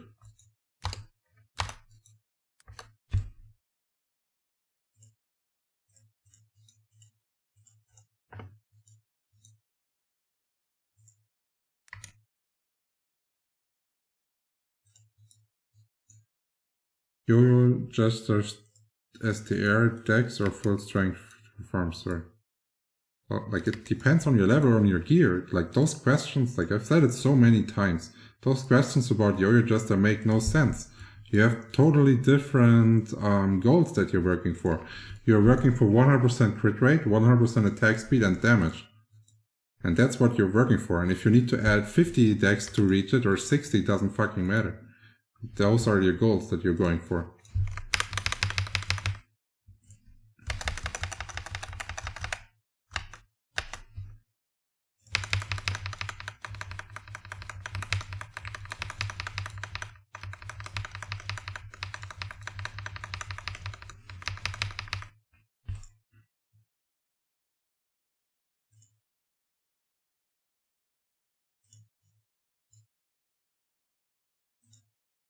Yeah, just gonna say never back down. If you already have trouble going for 15, this game, you will hate this game. Like the grind, the time that you will invest will increase so drastically. Like this level up took me about 9 hours. Like if I finished this hour, it took me 9 hours to level up. Just to one level up. So if you already think tiring to 15 is hard, quit the game. Play TFT. You level up really quickly.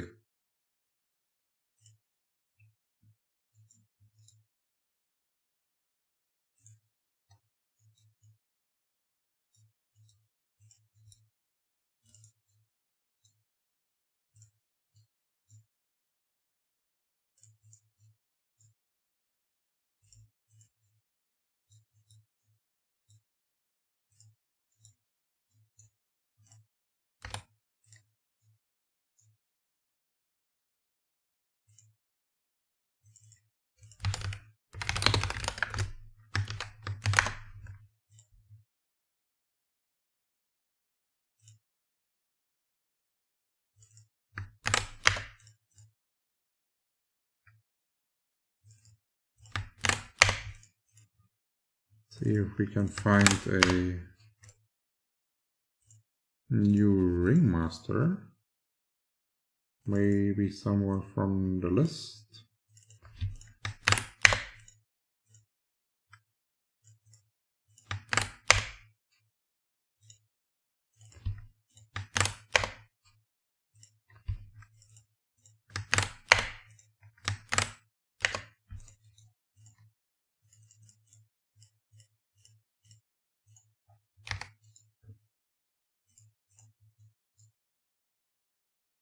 Remember it was easier back then? No. No, it was not. It's easier here on Flyff Universe to level. Unless you are including QMs and stuff like that. The early game here.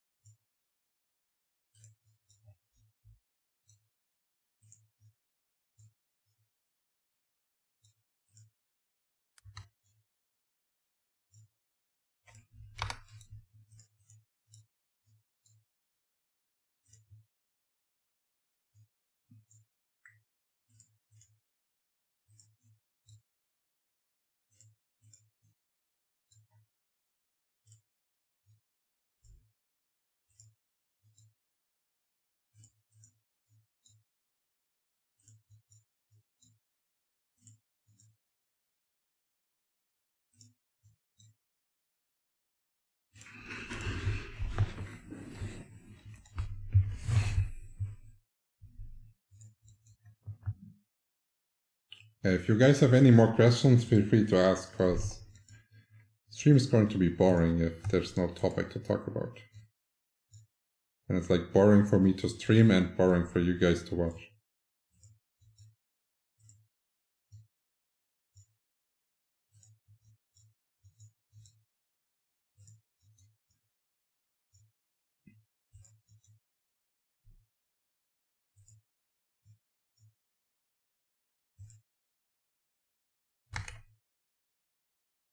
Chill was also a ringmaster, right?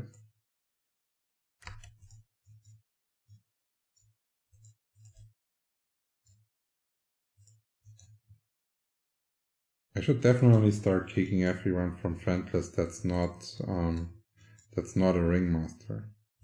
It's annoying to look for them.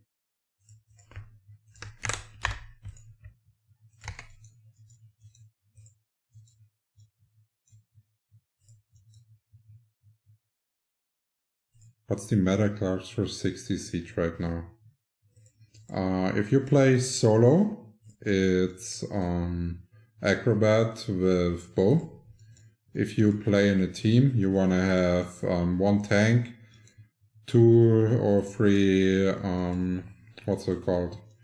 2 or 3 assists, and then a 50-50 setup from acrobats and mage. That's currently the best team setup for 60 siege. What is the most brain dead job to play? Just click and auto. That would be 1v1 ranger. Full dex 1v1 ranger.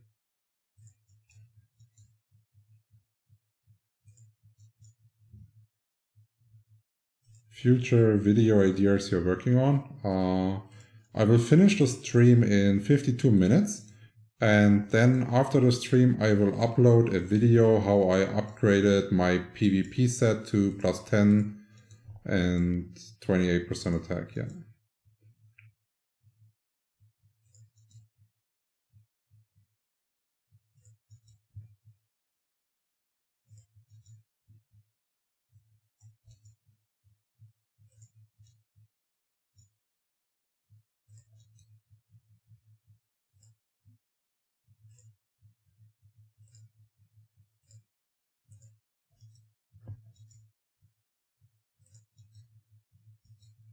They should add an additional decimal digit to the EXP meter. Oh boy. So I've played this game for almost 15 years and I never thought of this idea, never ever, and I like it. The only thing I have personally done on a private server previously was having no EXP percentage as well. You know, when you like right click on it, for example, you can turn everything into percentages from your normal stats. And we did vice versa with the EXP. So the EXP was also actually a number and you could see it correctly. But I like the idea of giving it like 2 additional digits on the EXP here. Because at the moment, for example, just as an example, if I wanted to like try to figure out what party settings would be like the best for me, that would be a pretty annoying part, because I would always have to do like 10, 15 mobs at a time or even more to have some significant outcome. And your idea would definitely be benefiting everyone and would not do zero harm to the game.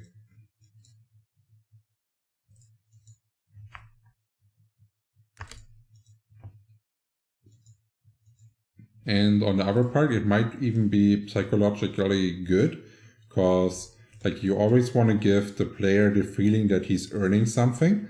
And if you kill something, for example, and you're like not getting anything out of it, that a lot of people cannot deal with it.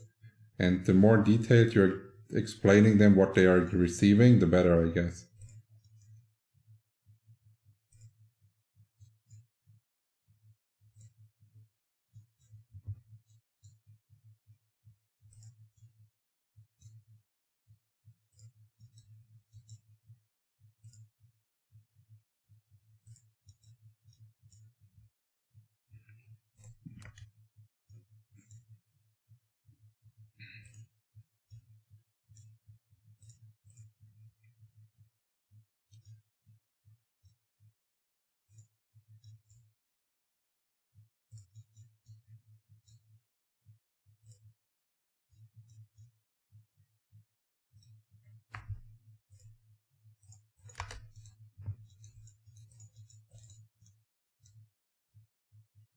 Looks like someone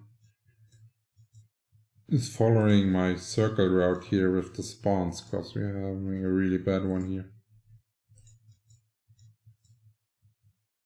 We should immediately go down.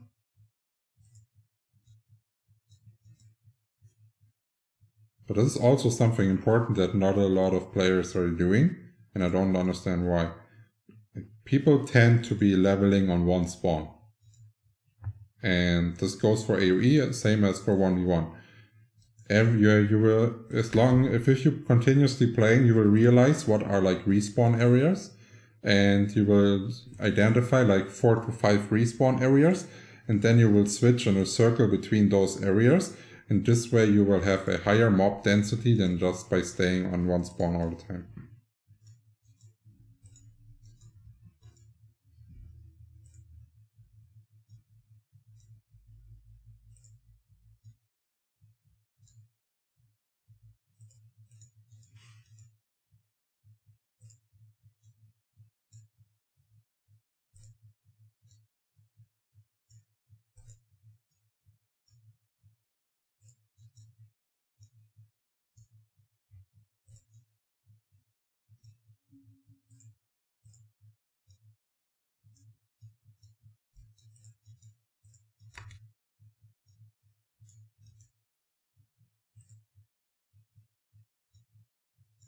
Oh, we got another jester hitting the level.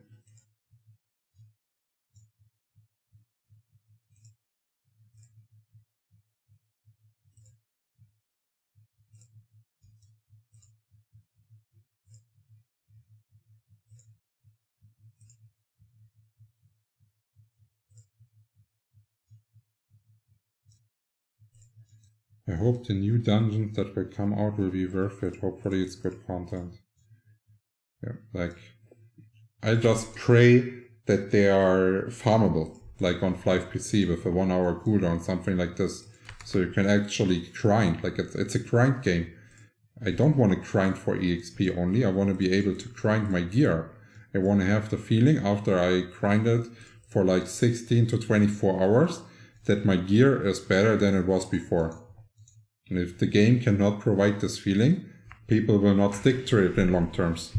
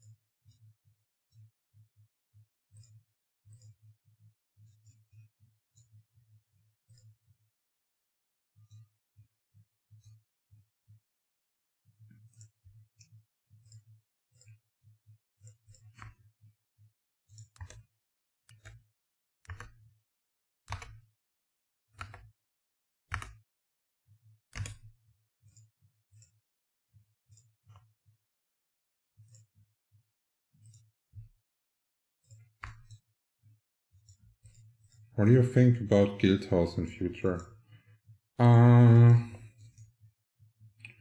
Guildhouse is an important part. If you want to design something that is worth it, it should be based on quests that every guild member basically has to do. Daily, weekly, and monthly quests. And those quests generate points for the guild. And the guild can then buy guild furniture with those points. A system like this, I think, would be great. Because this, for like the advantage for Gala is, it will keep people logging in daily.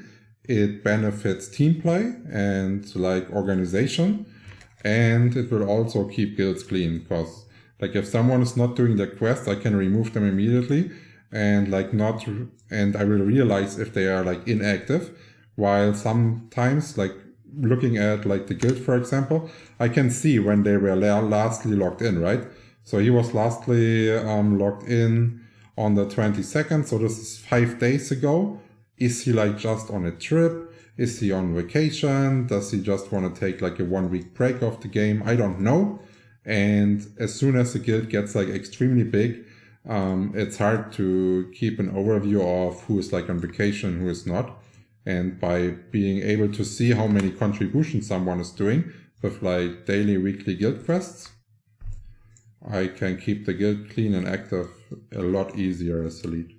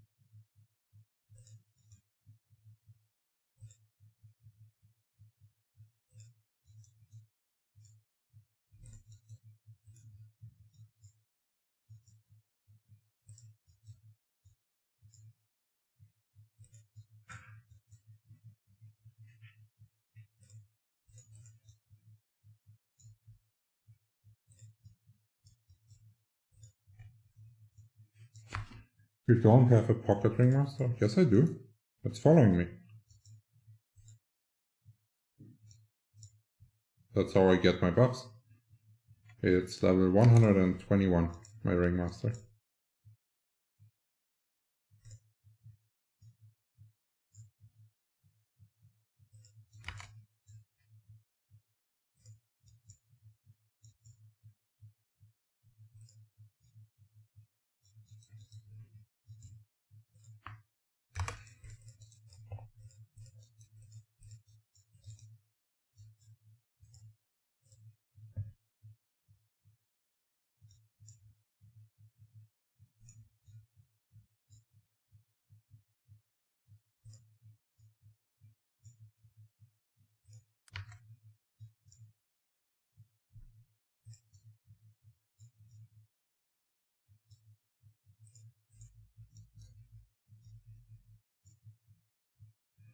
What are your opinions on the returning weapon piercing system? That I hope they rework the card values correctly, so they're not fucking up balance, or if they didn't, they're rolling a balance patch alongside with it. Because at the moment, I think the gap between classes in PvE and PvP are way too high. So like, for example, Plate is dealing 28% more damage than a Jester. And like, I would be okay with like 5% difference, maybe 10, but like 28% difference in damage, just cause it's a different class in PvE, makes for me no sense at all. Like, why should a Plate be doing so much more damage than any other class? At least not like when you try to do like unique identities to classes, this could make sense, but they have zero approach to it. Like, their approach is balancing. So yeah, it should be somewhat equal or close.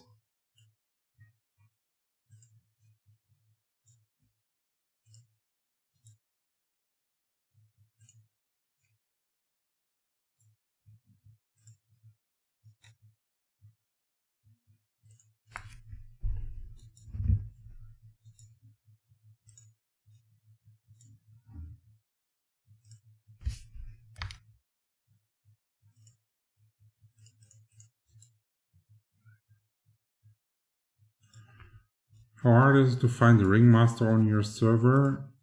I don't know, like, I have a pretty big list of ringmasters in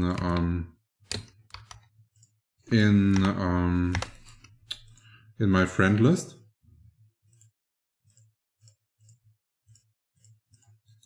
And that's how I get them, and I keep like shouting whenever I'm in the area. And I think until like level 125-ish, somewhere around there, it was fairly easy. As soon as I came into like the 130 plus range, it's really hard to find a ringmaster. There's not a lot of full support ringmasters left at the high levels.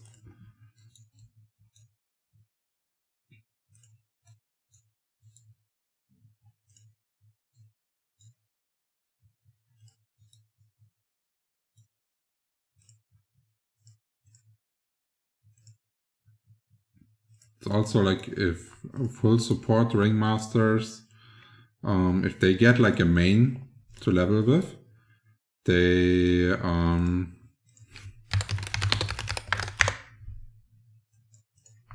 how to say it, like, they are likely to quit when their main is quitting, because it feels like they are not progressing anymore. And yeah, this strategy basically makes them lose 2 players at a time. Komm schon Hallo sagen, Lumi? Ja. 34 Minuten noch, dann gehen wir Gassi.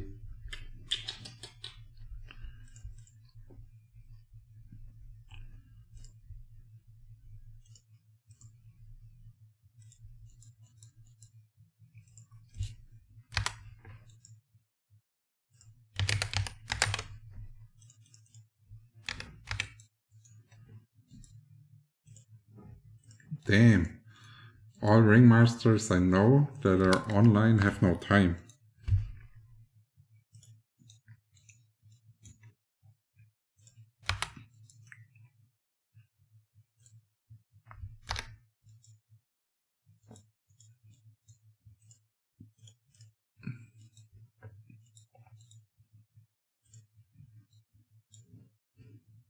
Welcome back to the stream, JB. What's your thought about full shouts? My thought is the shout system with the server shout thing is completely useless, and I rarely ever use them. Probably maybe one a day.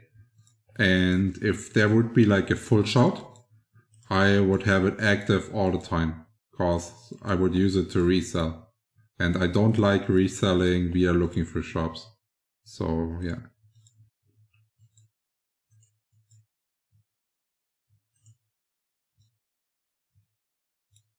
Just basically destroyed my my normal playstyle of making money. Just like buying via shout a lot of shit and just keeping it in stores, because I don't like to run through the stores to look for cheap deals.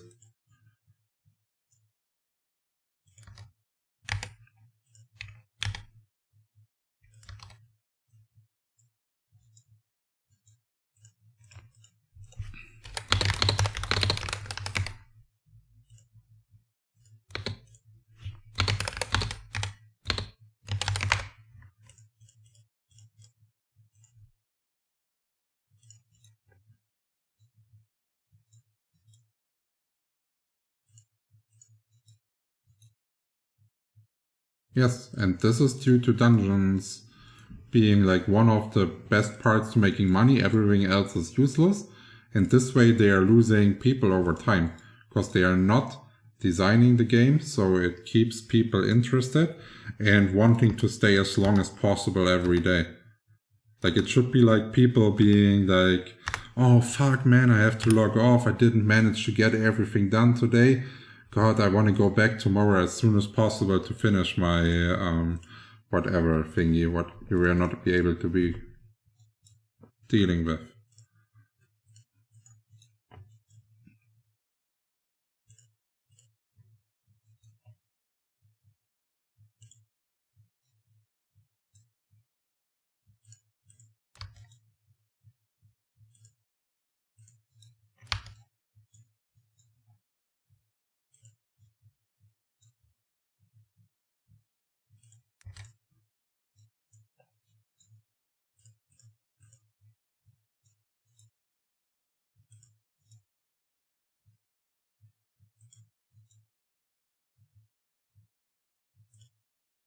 Which class uses no skills to attack? Every 1v1 class. Except Psykeeper.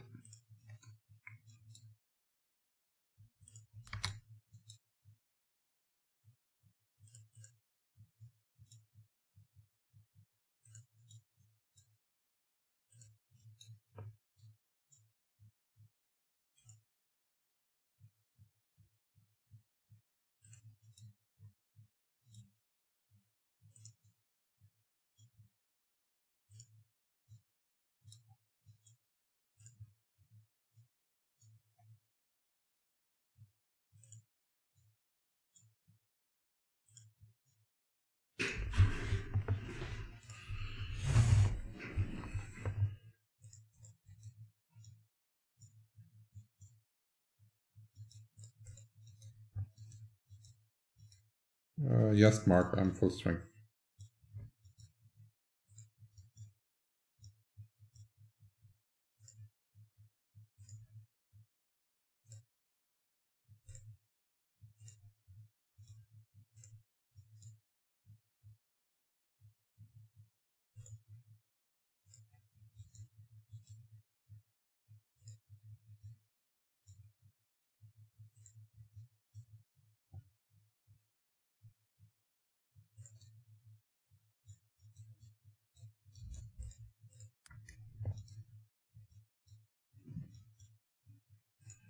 What levels do you think the 5 new dungeons will be? So they said they are from range 15 to 140. So I assume there's one at 15 and one at 140, which makes sense to give like a low level dungeon that is like a beginner dungeon to get people used to dungeons and like get them hooked on the game. If they design this well, this is a good idea. If it's poorly designed, yeah, obviously like low level dungeons make no sense because you out level them so quickly. Then the 140 dungeon should also definitely be there, because at the moment, and you should only be able to enter it if you're 140, because at the moment there's no benefit for reaching 140, and like being the highest level possible should give you a significant advantage and not be like, oh well, now you can't set power levels anymore, oh fuck, the only thing I can use this class for now is PvP, or everything else is basically useless.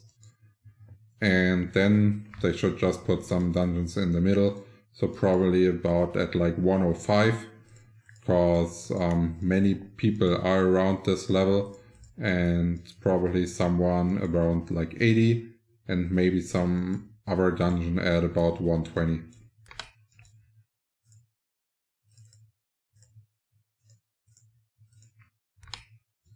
And yeah, I think that would be the best way to do it. But we will see.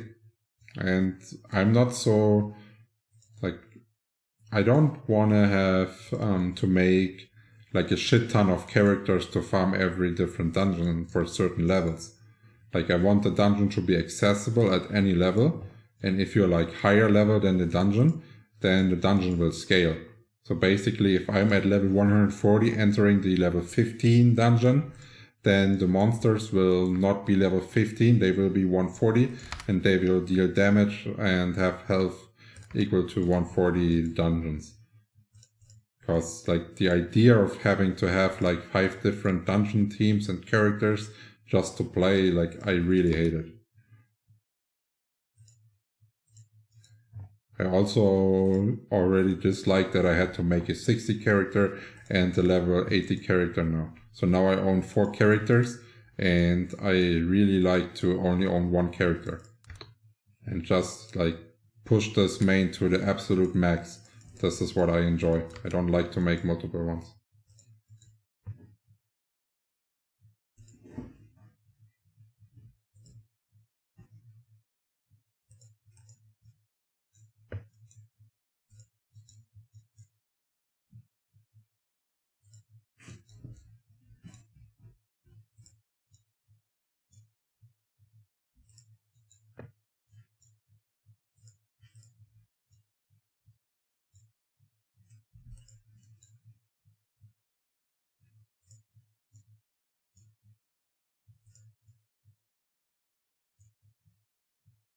Level 60 green set versus CV set for 60 siege. I would go level 60 set due to the HP, because the CV set is only good versus mages, and if the mages know that there's no wind resistance on the clockwork set, then yeah, I would go with this.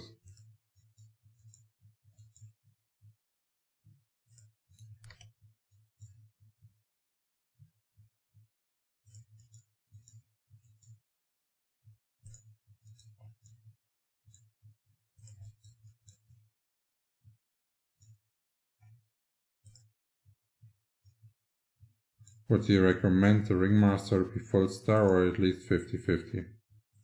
Well, what's the Ringmaster supposed to do?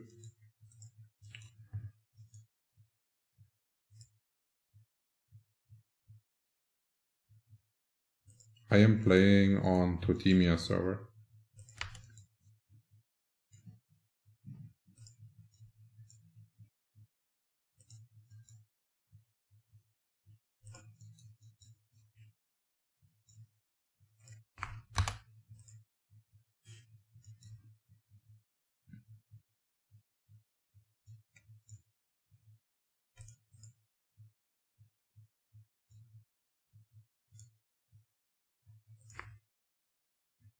Does anyone know if the rewards are going to be soul linked? Or are you able to buy the balloons?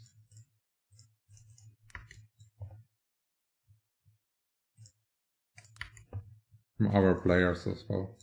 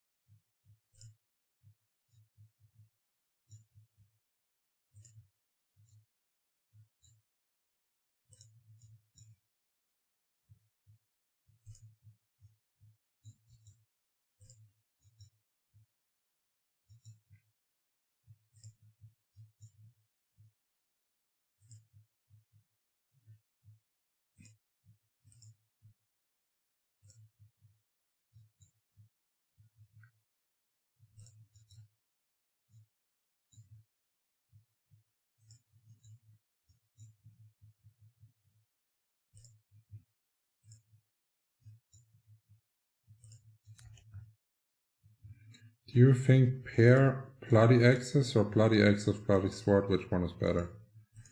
I don't know yet because the calculator is gone, but I think the difference is minor, and most blades I see are using double axe.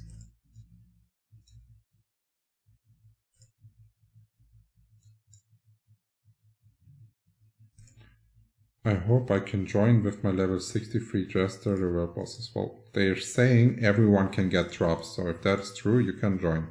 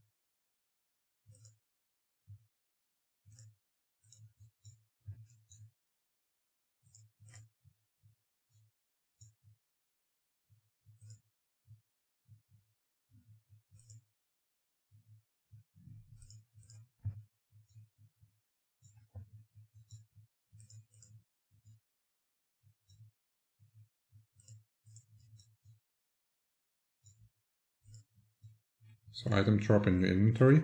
Yeah, maybe, like that's just a guess. They are making it hardware ID bound, so basically one computer with one character can get an item after the boss is dead if he attacked the boss thingy.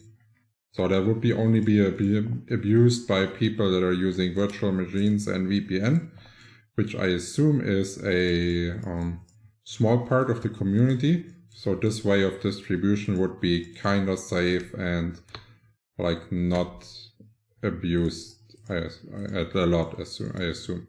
And if the rewards are soulbound, then yeah, it doesn't matter anyways. Because you will just go there then with all your mains, collect the soulbound rewards, and that's it.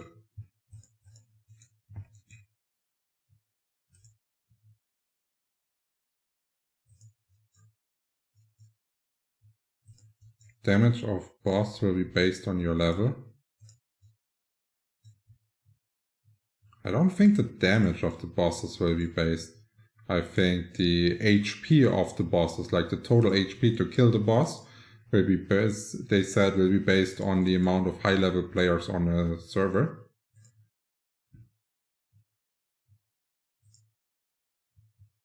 And I don't think that the bosses are dealing damage, because if the bosses would be dealing damage, low level people with no gear could not participate because they would die, right? So I assume the bosses are dealing no damage and you're just killing them, and if you are able to have enough damage and kill them in the time as a server, then you will get the rewards. And if you fail as a server, well, no rewards. That's what I assume, and would make sense.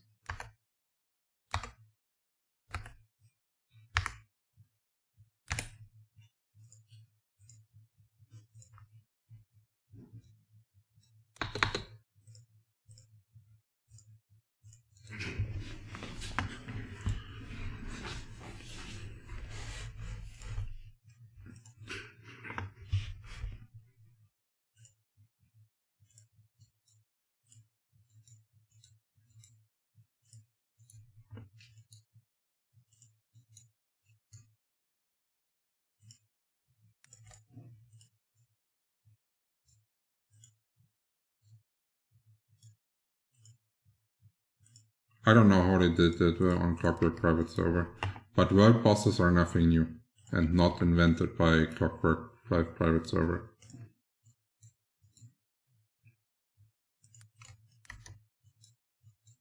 So far the best world boss system I've seen was on Stellar Flyff, where the world bosses had insane mechanics that looked amazing, and you had to dodge a shit ton to be able to kill it. And it was so well designed, not like the shitty red damage area spots that we have here.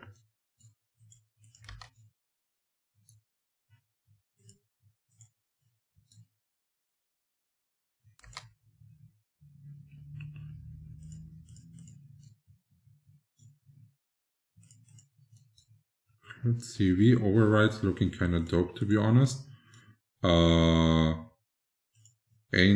This is just alpha Clockworks, so it's nothing new. If that's the world bosses and the event and that's all, I would say that's low effort again. No, I'm saying it a lot. Yo, welcome back to the stream, Gambler. I am Christian. I am playing onto Team here at the moment. Or what, like at the moment, I will never switch servers. Unless there's a new server opening and you can farm a lot of F points on the server, then yeah, I will switch server just to farm and get this character built up even more.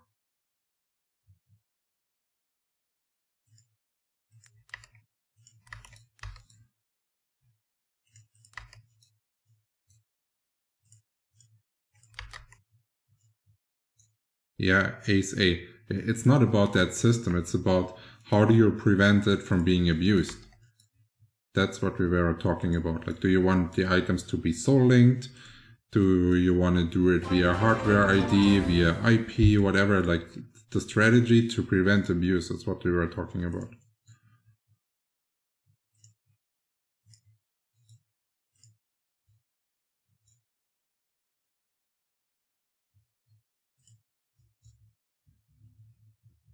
Huh, okay, if it says that, I have no idea how I actually was overreading this. But then, yeah, then it doesn't matter, so you just have to bring some food or a ringmaster and you're good. And most people have their own ringmaster anyways, so it's not an issue.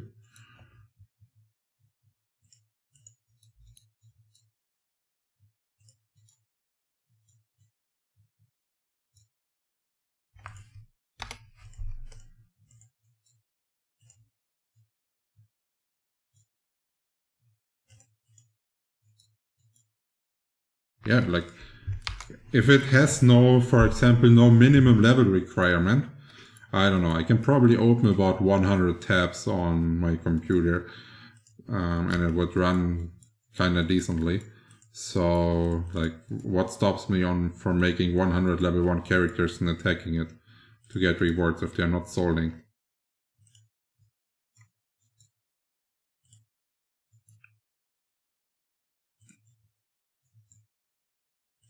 And also something that might be important,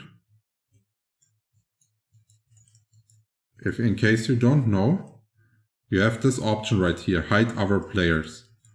When you're doing the world boss tomorrow for the first time, make sure to have this option selected, so you don't accidentally crash at the world boss due to like a huge stack of players and then get ADC and no rewards.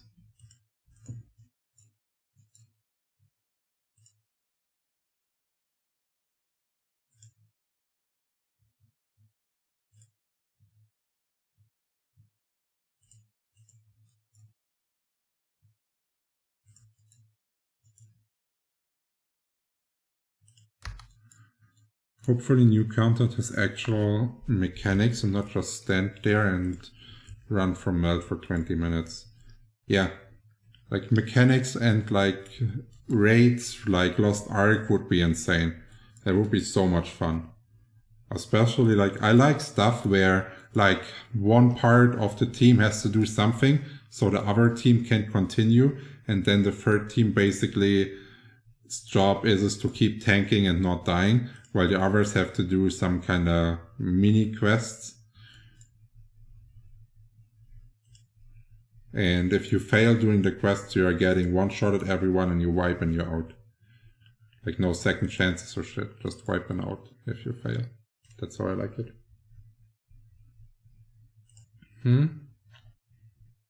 Was ist los? Kannst du keine 15 Minuten mehr warten?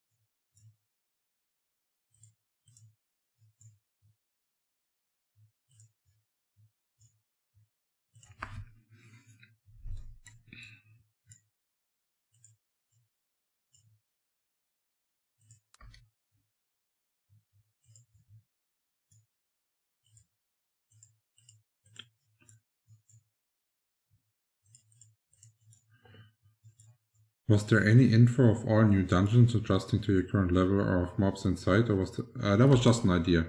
I don't know how they're doing it. They only said that there's going to be a difficulty system, and the difficulty system that I know so far from other servers is it's like normal, middle, hard, and the harder it is, the higher the health of the monsters is, the shorter the timer is to actually kill the monster, and the more the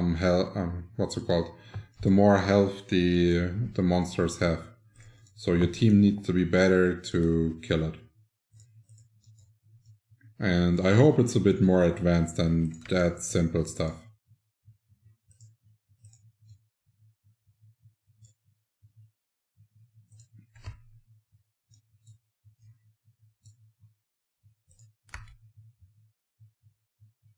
One second.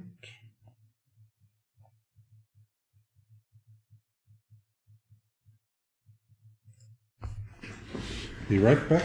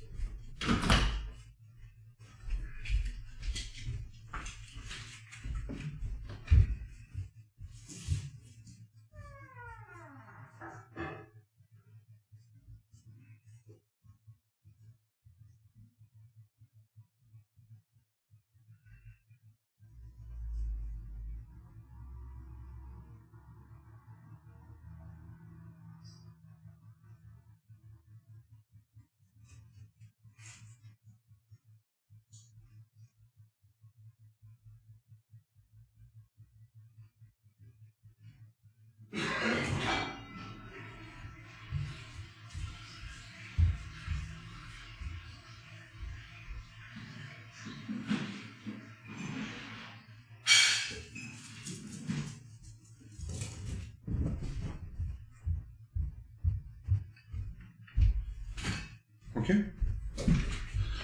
Okay, I'm back.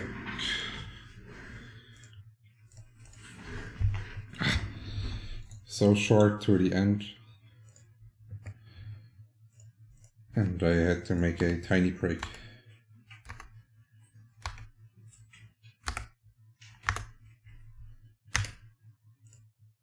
Okay, last rebuff.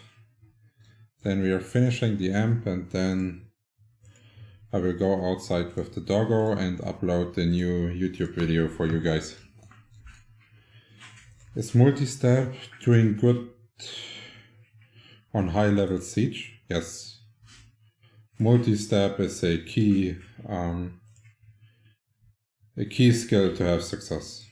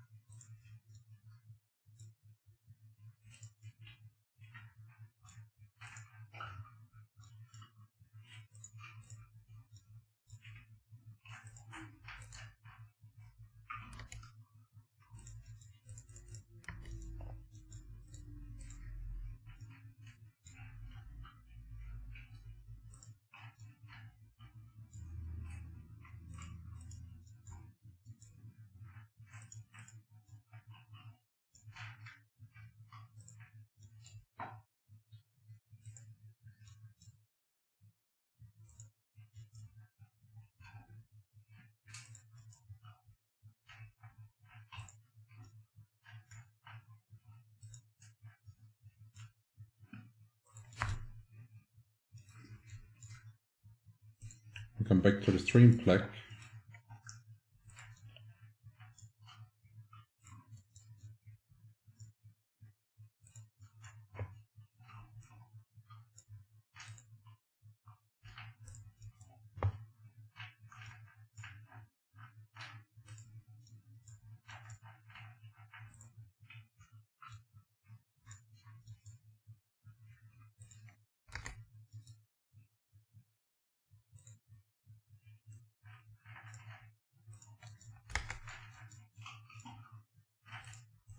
How much percent an hour without active ringmaster? It was 10% without a ringmaster.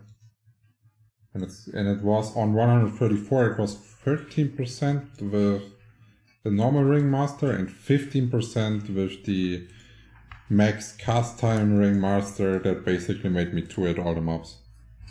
That was insane.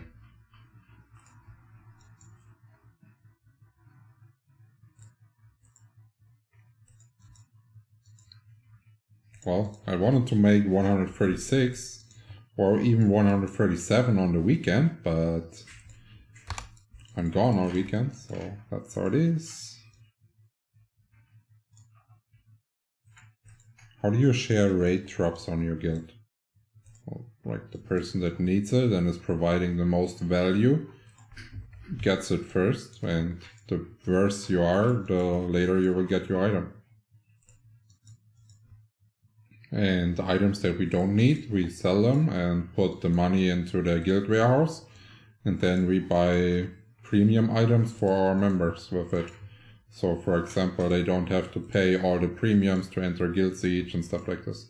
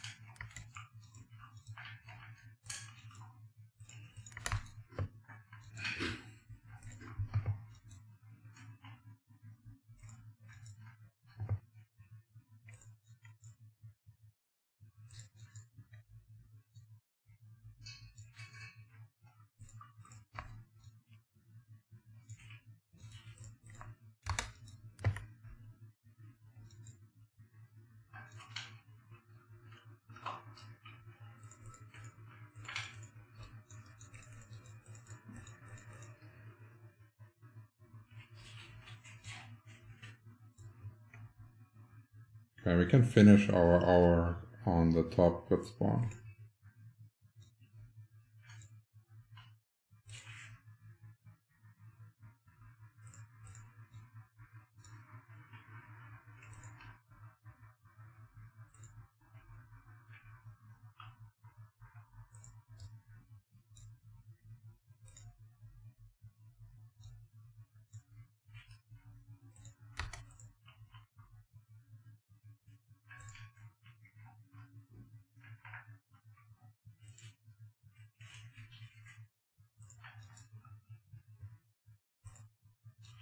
Well, I would really like to know when the update hits, because I want to get 140 before the update hits.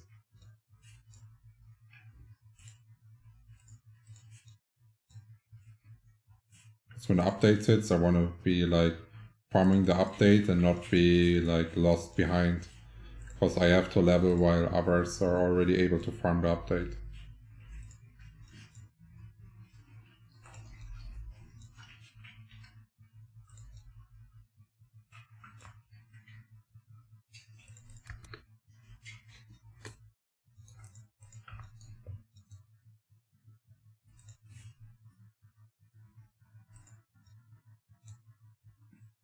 But on the other hand, it doesn't matter, because like I'm putting every amount of free time into the game at the moment. So like even if I would know when the update hits, I would still not be able to like progress any faster. But I really want to get those balloons, man.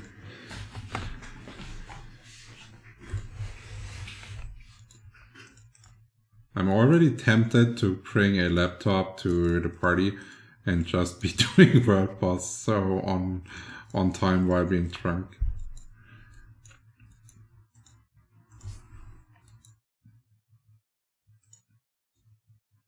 Do you play on Arena? No, I don't. Makes no sense. The rewards are bad and they are not permanent.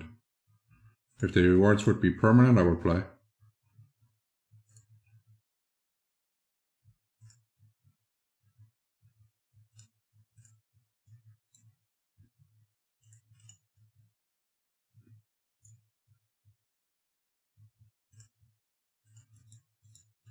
Okay, guys, that was it with the stream for today. I will go walk the doggo now, and then I will upload the video. So if you have not subscribed yet, make sure you're subscribed so you can see the video that is coming in the next 1 to 1.5 hours, depending on how fast it is rendering. See ya, guys.